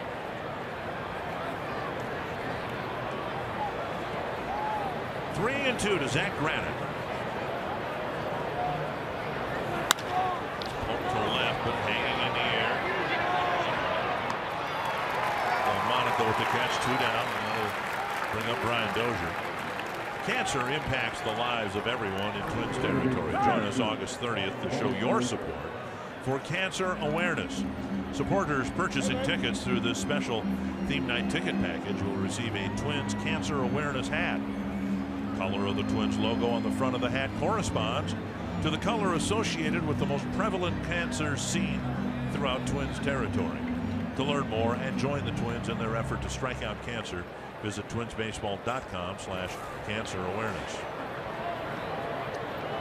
Fonte trying to pitch around his leadoff double. He's got Adrianza and Granite to pop up, and now Dozier.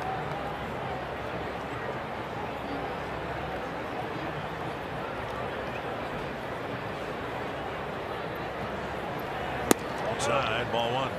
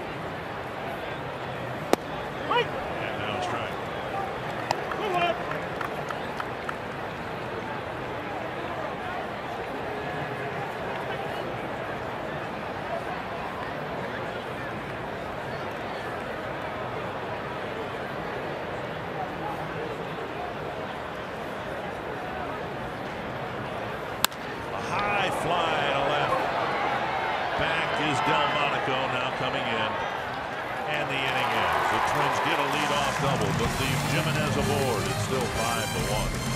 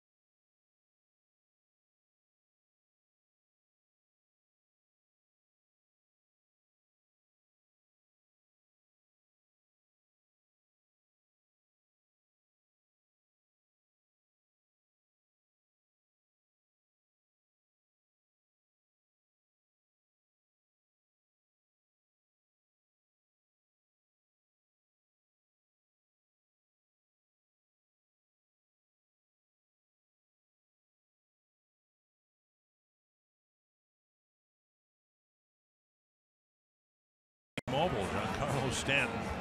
When's the last time we did a T-Mobile Unlimited baseball break where he didn't hit a home run? Yeah, number 47.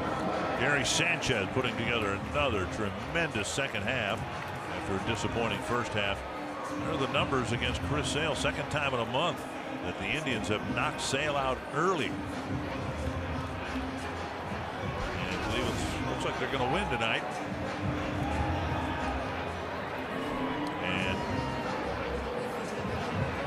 Hoping to come back and steal this one, but they're down by 4 and running out of time.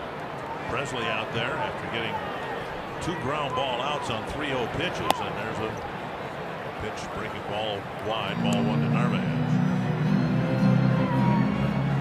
Engel and Hansen will follow. 9 pitches, just 2 strikes for Presley.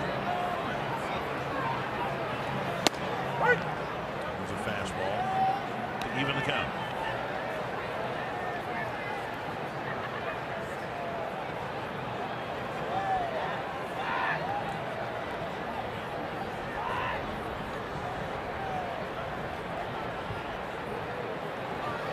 Breaking ball left up high.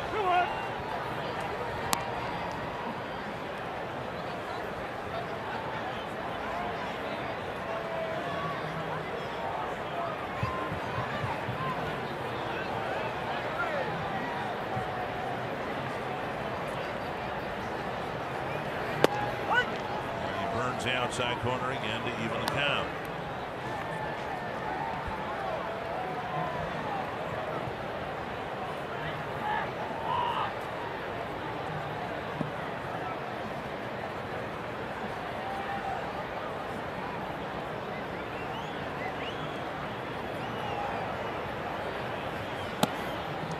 The Twins bullpen with 6 right-handers, 2 left-handers, but there's a reliever from both sides that the Twins are a little hamstrung with. Clint Perkins hasn't pitched enough or well enough to be brought into a close game with the Twins leading or trailing. There's a called 3rd strike on the outside corner. And John Curtis just called up, and they don't want to throw him into a close ball game either for his major league debut. Yeah, Presley missed with the breaking ball, but clipped the outer part of that plate a couple times. And Narvaez striking out for the 3rd time. So Ryan, whose averages strikeout per inning, picks up his first strikeout, the 3rd batter he's faced. Sides have combined for 24 3-ball counts. Here's Engel. And a first pitch strike. There's a good breaking ball.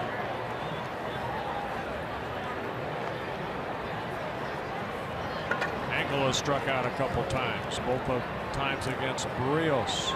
who had 9 strikeouts.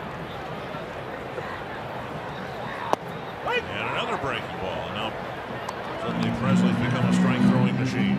2 bookends right there. 2 good breaking balls. 0-2 to Engel. Jimenez says throw it in the dirt. And he left it high. 1-2.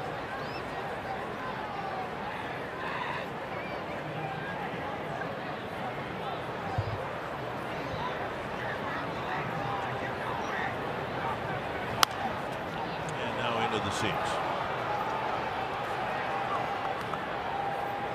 Barrios giving up 5 runs, 3 of them earned.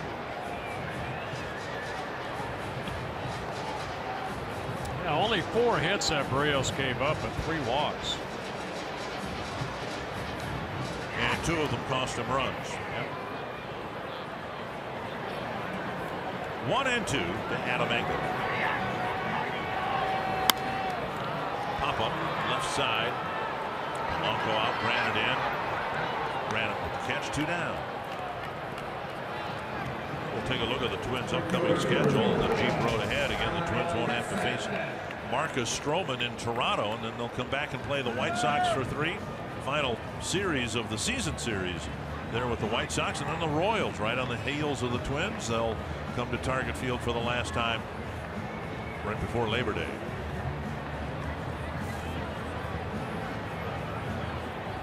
Two down, and now Hanson.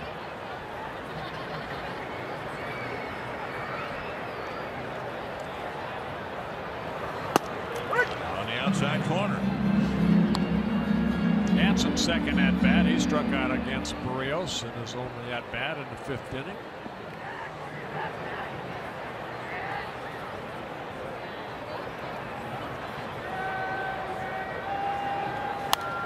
Back 2 strikes.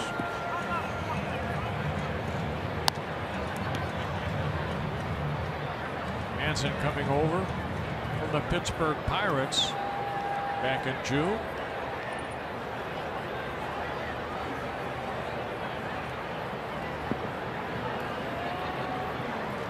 Two Presley to Hanson. Breaking ball and drilled to center, a base hit. They left that 0-2 pitch up. A 2-out single, and that'll get Saladino in play. Twins fans, if you can't catch the games on TV, you can stream them live on your mobile device with Fox Sports Go. Download the app, take Fox Sports North and Twins baseball with you wherever you go.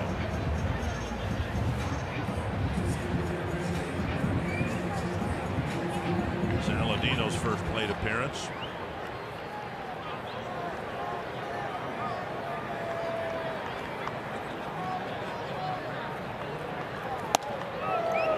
Breezed him high and tight.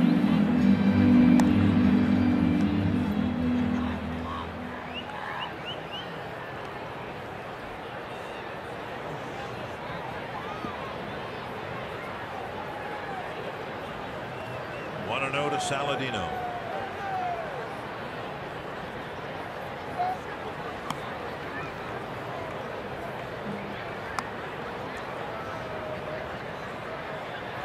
In the regular season and in the season series with the Twins, we've seen the White Sox make a lot of the mistakes that the Twins have made here tonight. Walks and errors leading to runs. This has been kind of an atypical game for the Twins. There goes the runner at first. Jimenez can't field the pitch out of the dirt cleanly, and it's a stolen base for Hanson. Yeah, Hanson had a great jump right there.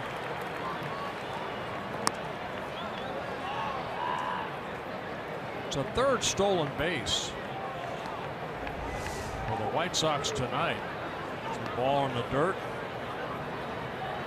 Oh, in and out of the glove, but Hanson got a great jump. Steals his 6th base in 7 attempts.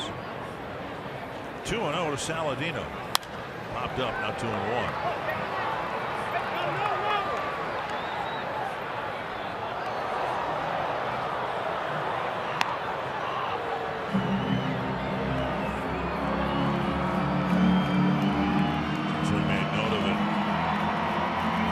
Presley's difficulty in throwing strikes. Obviously, he's done a better job of it here in the 7th inning.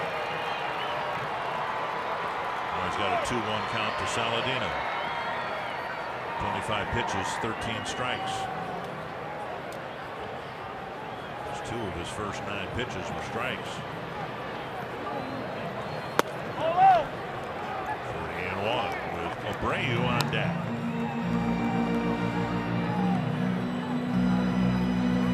So you don't want to face him. And with 2 outs, you need to go get Saladino. Saladino hitting 193. Oh my.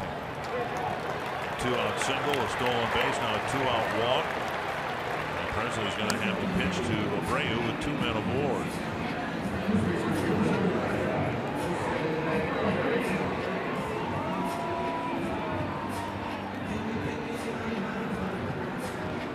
Abreu struck out twice and lined out with Barrios on the mound.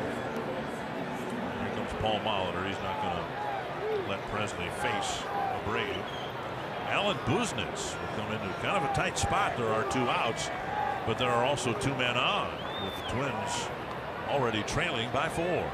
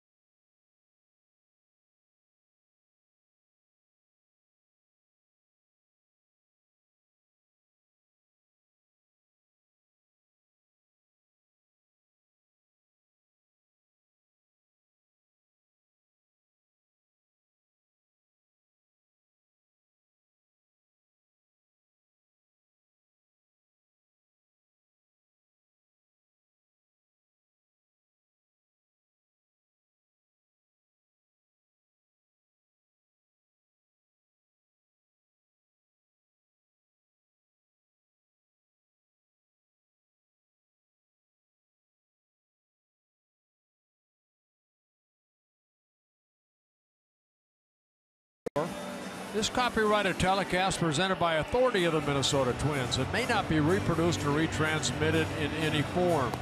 And the accounts and descriptions of this game may not be disseminated without the express written consent of the Minnesota Twins, LLC. Man having a good time at the ballpark. Alan Buznitz coming into the ball game. He worked here in game 2. Excuse me, in game 1. On Monday night, 1 shutout inning through 11 pitches, 8 for strikes, making his 15th appearance overall. Buznitz has made quite an impression here. He's one of 3 relievers who earlier this year made his major league debut, whom the Twins are counting on here in late August. Buznitz, Hildenberger, eventually Curtis will be asked to pitch some big innings. This is a big spot here, and Buznitz again just seems to have ice water in his veins. He comes in, he throws strikes. He's got an improving breaking ball.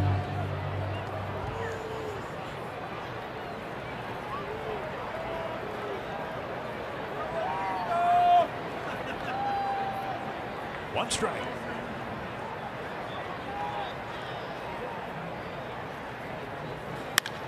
Fly ball right field. Rosario drifting. And he makes the catch to end the inning. A threat for the White Sox after the second out, but they don't score. You're watching Twins baseball presented by State Farm.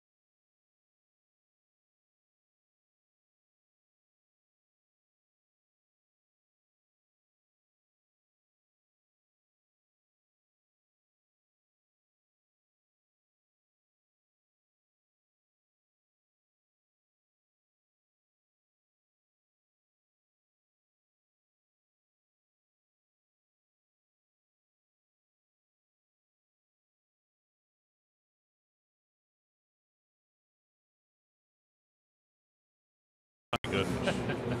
You know, in an interview, he said something about the fact that to him the record is 61, and he considered a great accomplishment if he were to hit 62. And I think we all know what he meant by that, but he's got a legitimate shot at it. He really does. A man strong, and it seems like every home run he hits is 420 plus. He can hit some monsters. Danny Farquhar pitching for the White Sox as the Twins start the 8th inning with Jorge Polanco. Farquhar's been used a lot, and he delivers strike 1 to Polanco, who will be followed by Buxton and then Escobar. Remember, the Twins have Kepler, Vargas, and Mauer available to them on the bench. And incidentally, the Twins will face another left-hander tomorrow. The Blue Jays will run Jay Happ out there to start for the Blue Jays in the opener at the Rogers Center. Right back to the mound. A check swing, a two-hopper. Farquhar almost spun out. Makes the play, 1 away. Farquhar ended up getting the win in last night's ball game. His first win as a Chicago White Sox.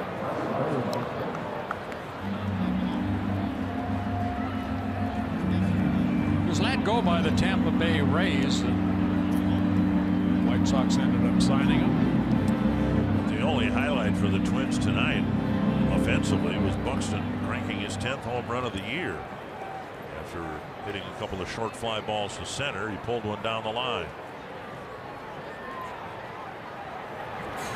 At the knees, a strike.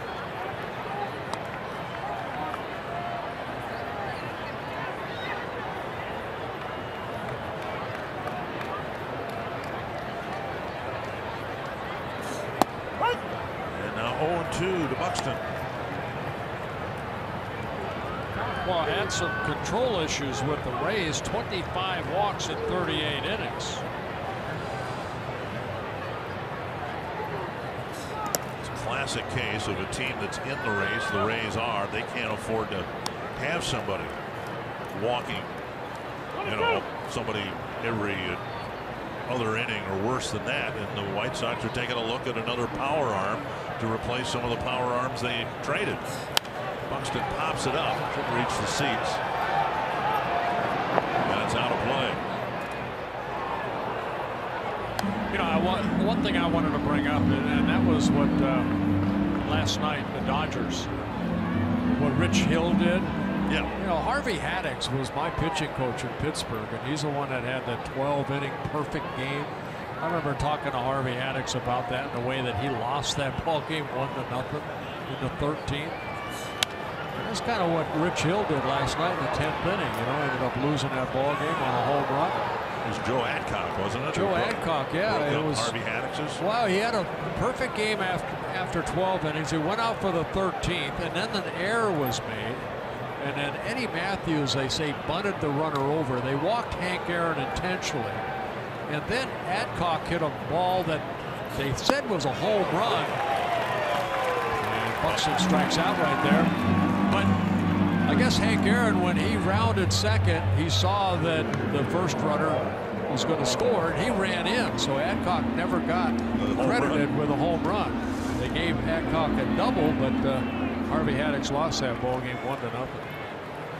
Buxton strikes out, 2 away here in the 8th, and now Escobar. By the way, his mound opponent, Lou Burdette, 13 shutout innings. And he got the win. Another first pitch strike by Farquhar.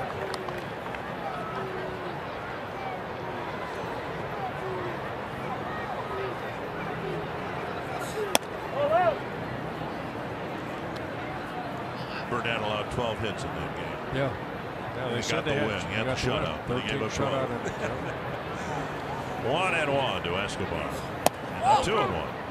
Yeah, Bill Mazeroski talking to him, he said that 12-inning perfect game, he said there's no great play. It was just Harvey Haddix was on. Right. The Kitten, right? The Kitten was his nickname. Harvey Haddix. Weighed about 160 pounds, almost like Tommy Hall. That type of built for the Twins, former Twin. 3-1. We call him the executive farmer. Walk Backward swing by Escobar. 3-2. This kind of a excuse me. I didn't mean to swing at that.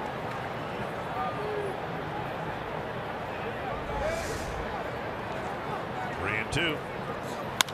And a little short fly ball again. Anderson with the catch.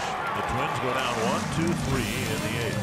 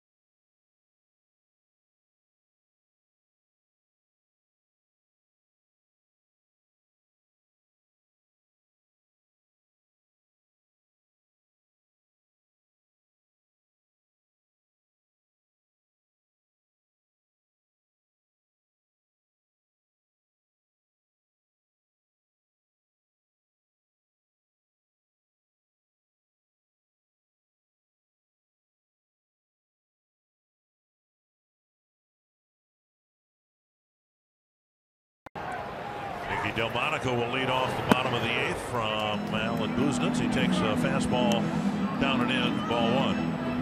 Delmonico has reached all 3 times. He's walked twice and reached on a Mitch Garver error.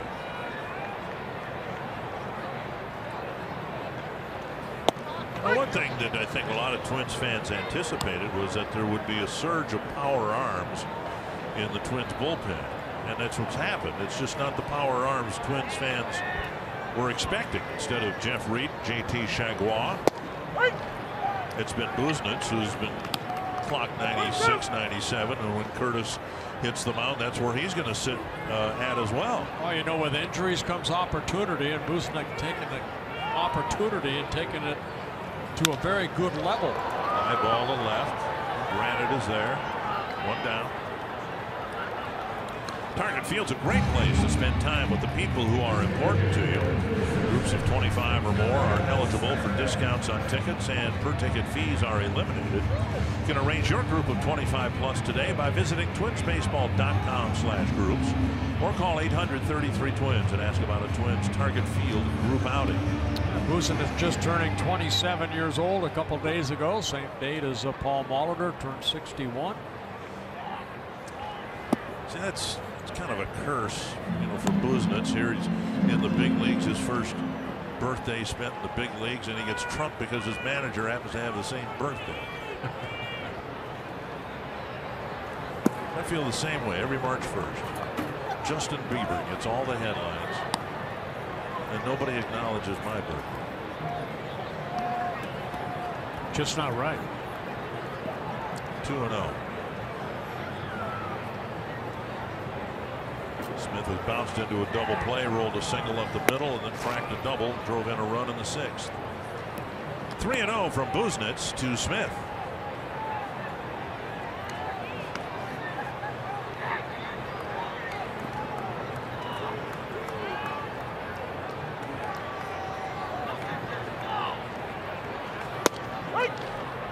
96 on the outside corner, and it sounds like a cliche, but it fits here because Buznitz, I mean, he comes in and throws good old country hardball because he's kind of a country kid from a small town in central Georgia.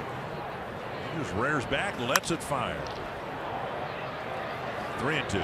Originally signed by the Angels, came over to the Twins, and along with Hector Santiago in the Ricky Nolasco and Alex Meyer trade. Full count to Smith.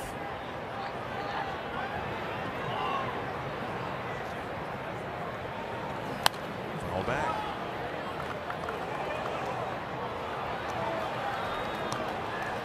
Yeah, Smith a couple hits in tonight's ball game. Single in that ugly fourth inning for the Twins, and an RBI double in the sixth. And that ended the night for Jose Barrios. And 96 on the outside corner. And Buznitz gets a strikeout. Well, fell behind an account. Trusts this fastball. Makes a perfect pitch. Bottle that one, right? Pitcher's pitch. Hardest pitch to hit. Fastball down and away. 2 down, and now Yolmer Sanchez.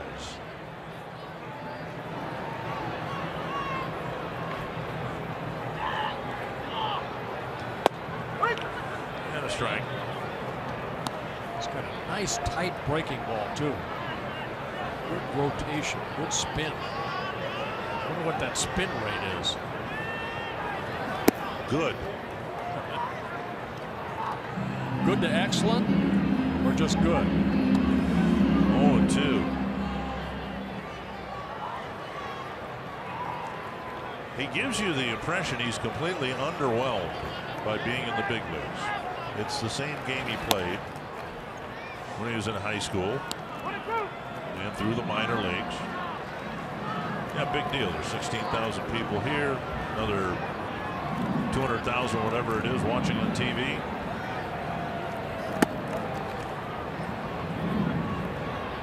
Two and two.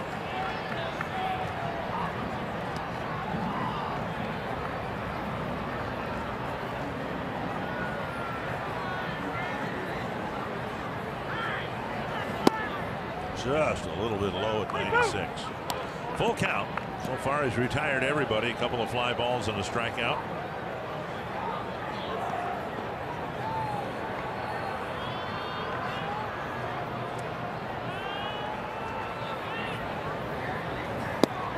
And another called third strike with another 96-mile-per-hour fastball at the knees. One more chance for the Twins. They need 4 to tie as we go to the bottom of the ninth, top of the ninth inning.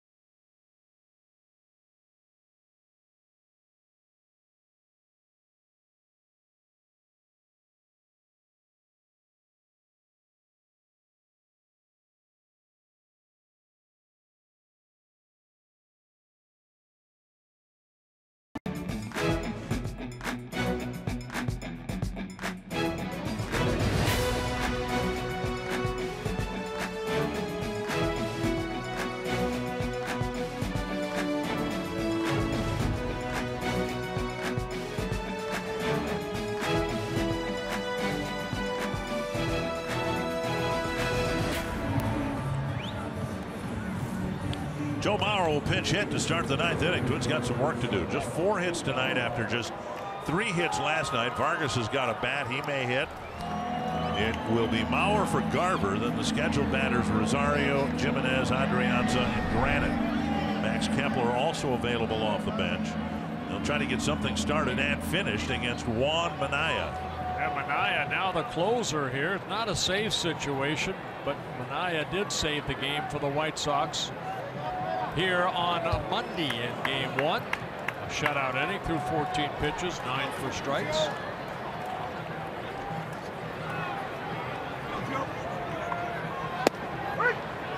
Strike one. Mauer is a pinch hitter, 2 for 3 this year. Twins haven't done particularly well off the bench. 10 hits, 57 at bats, couple of home runs, and 7 runs batted in. And Mauer down the line gets his 3rd pinch hit. Around first and hold up there. Good idea. The Twins down by 4 runs, but Mauer lines a single to left. And that'll bring up Rosario. Now with the shift that they put on, DeMonico already was guarding that line. Joe taking that moving fastball the other way. You see where DeMonico, the left fielder's playing, so he has to play the carom right there, get out of the way of the guards, but got it back in quickly. Rosario with a walk and a ground ball and a foul out.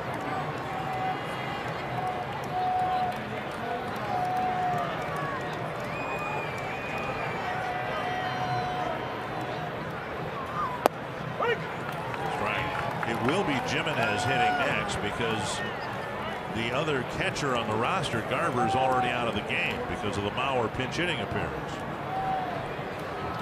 Jimenez will have to hit, and we'll see whether Vargas and Kepler get a chance to play.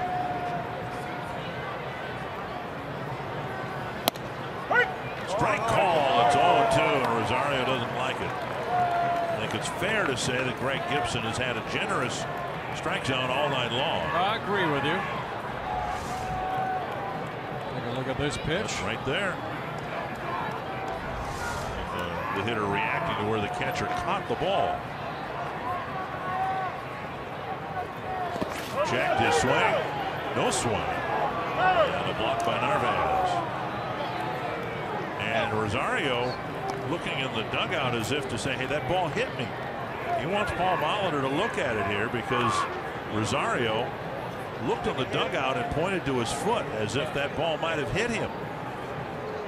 So the Twins are going to take a look at this, and if there's any chance with a hitter up there with 2 strikes. Take a look at Maya's breaking ball right there. There's a better look, we're told. I think they're going to see anything there.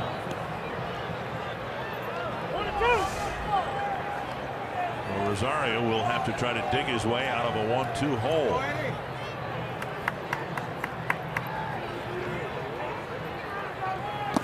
Two and two.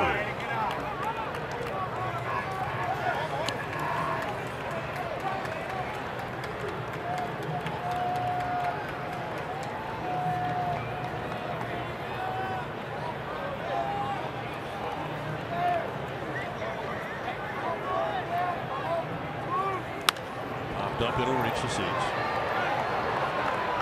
And the veterans that the White Sox had were a pretty formidable trio. Anthony Swarzak was having a great year for the White Sox. Tommy Kahnle throwing 100 miles per hour. Yeah, ask Miguel Cabrera. Kahnle, one of the pitchers involved in the fracas this afternoon. 2-2 to Rosario. Outside. Robertson and Kahnle traded to the Yankees. Swarzak traded to the Brewers.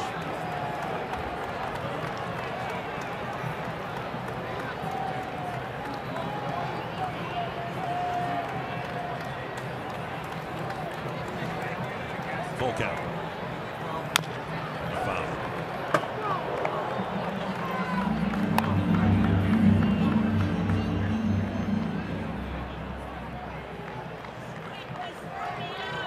Pitch of this at bat coming. Manaea's walked 15 batters in 32 innings.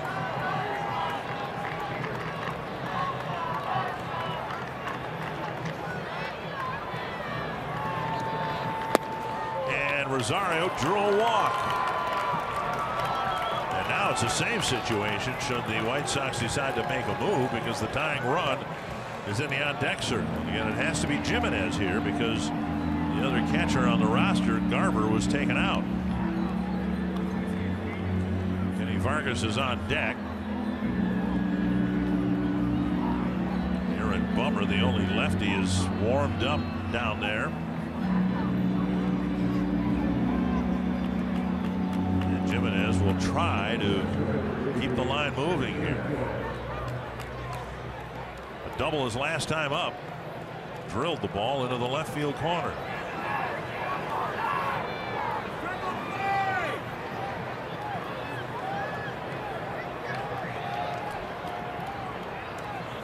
Inside, ball one. Well, Manaea is the closer right now for the White Sox.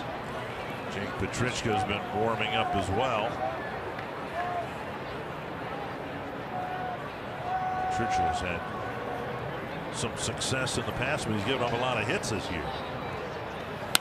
Jimenez to short center, racing in his angle, and he dives and makes the catch. One out on a fine play by Adam Engel, similar to the one made by Larry Garcia last night. I thought this ball might fall in. But Engel kind of cut across, and then he has to utilize his speed and make a nice diving catch. A very late break in on that ball.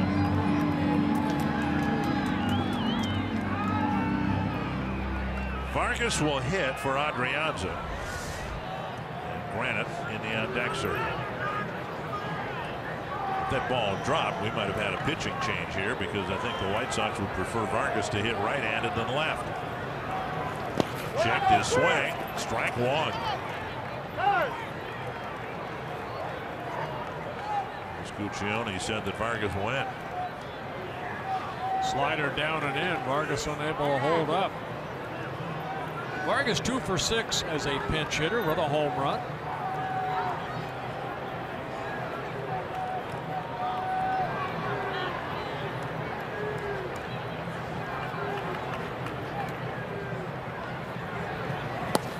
Full swing and a miss. Another off-speed pitch.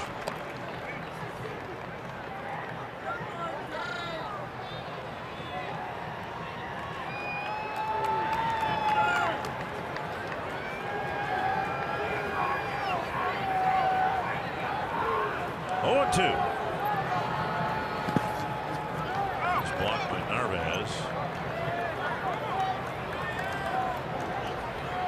Keeps the runners where they are, keeps the double play in order. Two-man on. Vargas at the plate. And then Granite's the only man left between Manaea and Brian Dozier. See Kepler looking for a helmet. And a balk, so much for the double play being in order.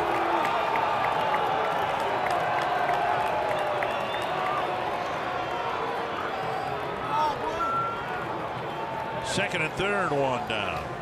Let's see what Manaea does right here.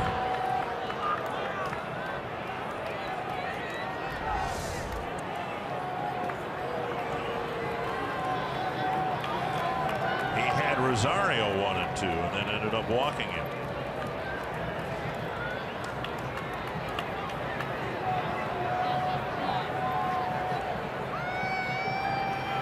Fouled straight back.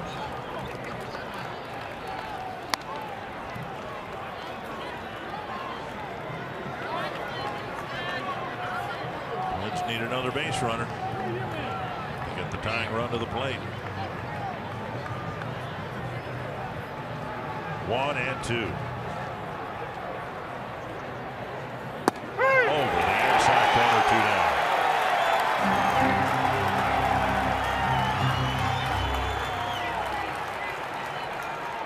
After the game, the Twins will go to Toronto Bartolo Colon will go for the Twins, and Jay Happ for the Blue Jays. Max Kepler will hit for Zach Granite. And Kepler hoping to keep the game alive with Dozier on deck.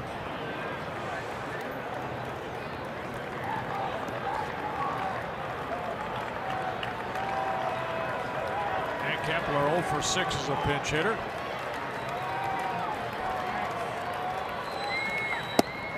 Taking a low ball one. Saw Manaya's numbers. The walk's a little bit high, and he's already walked one man here.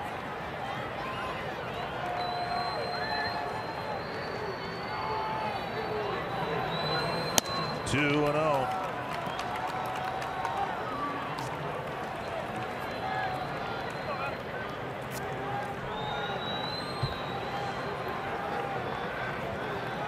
Trying to get Dozier to the plate.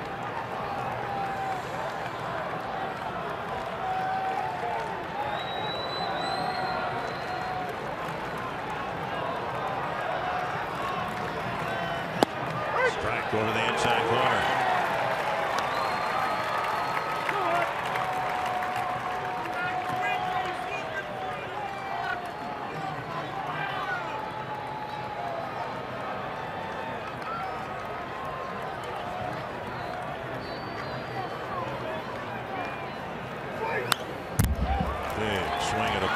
Fastball that counts even. Twins are down to their last strike.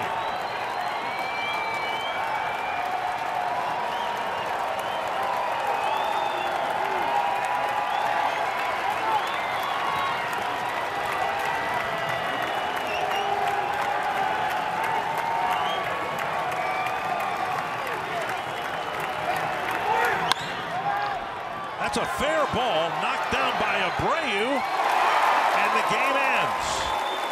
And the White Sox end up winning the series 3-2. Well, last couple of ball games, not much offense for the Twins.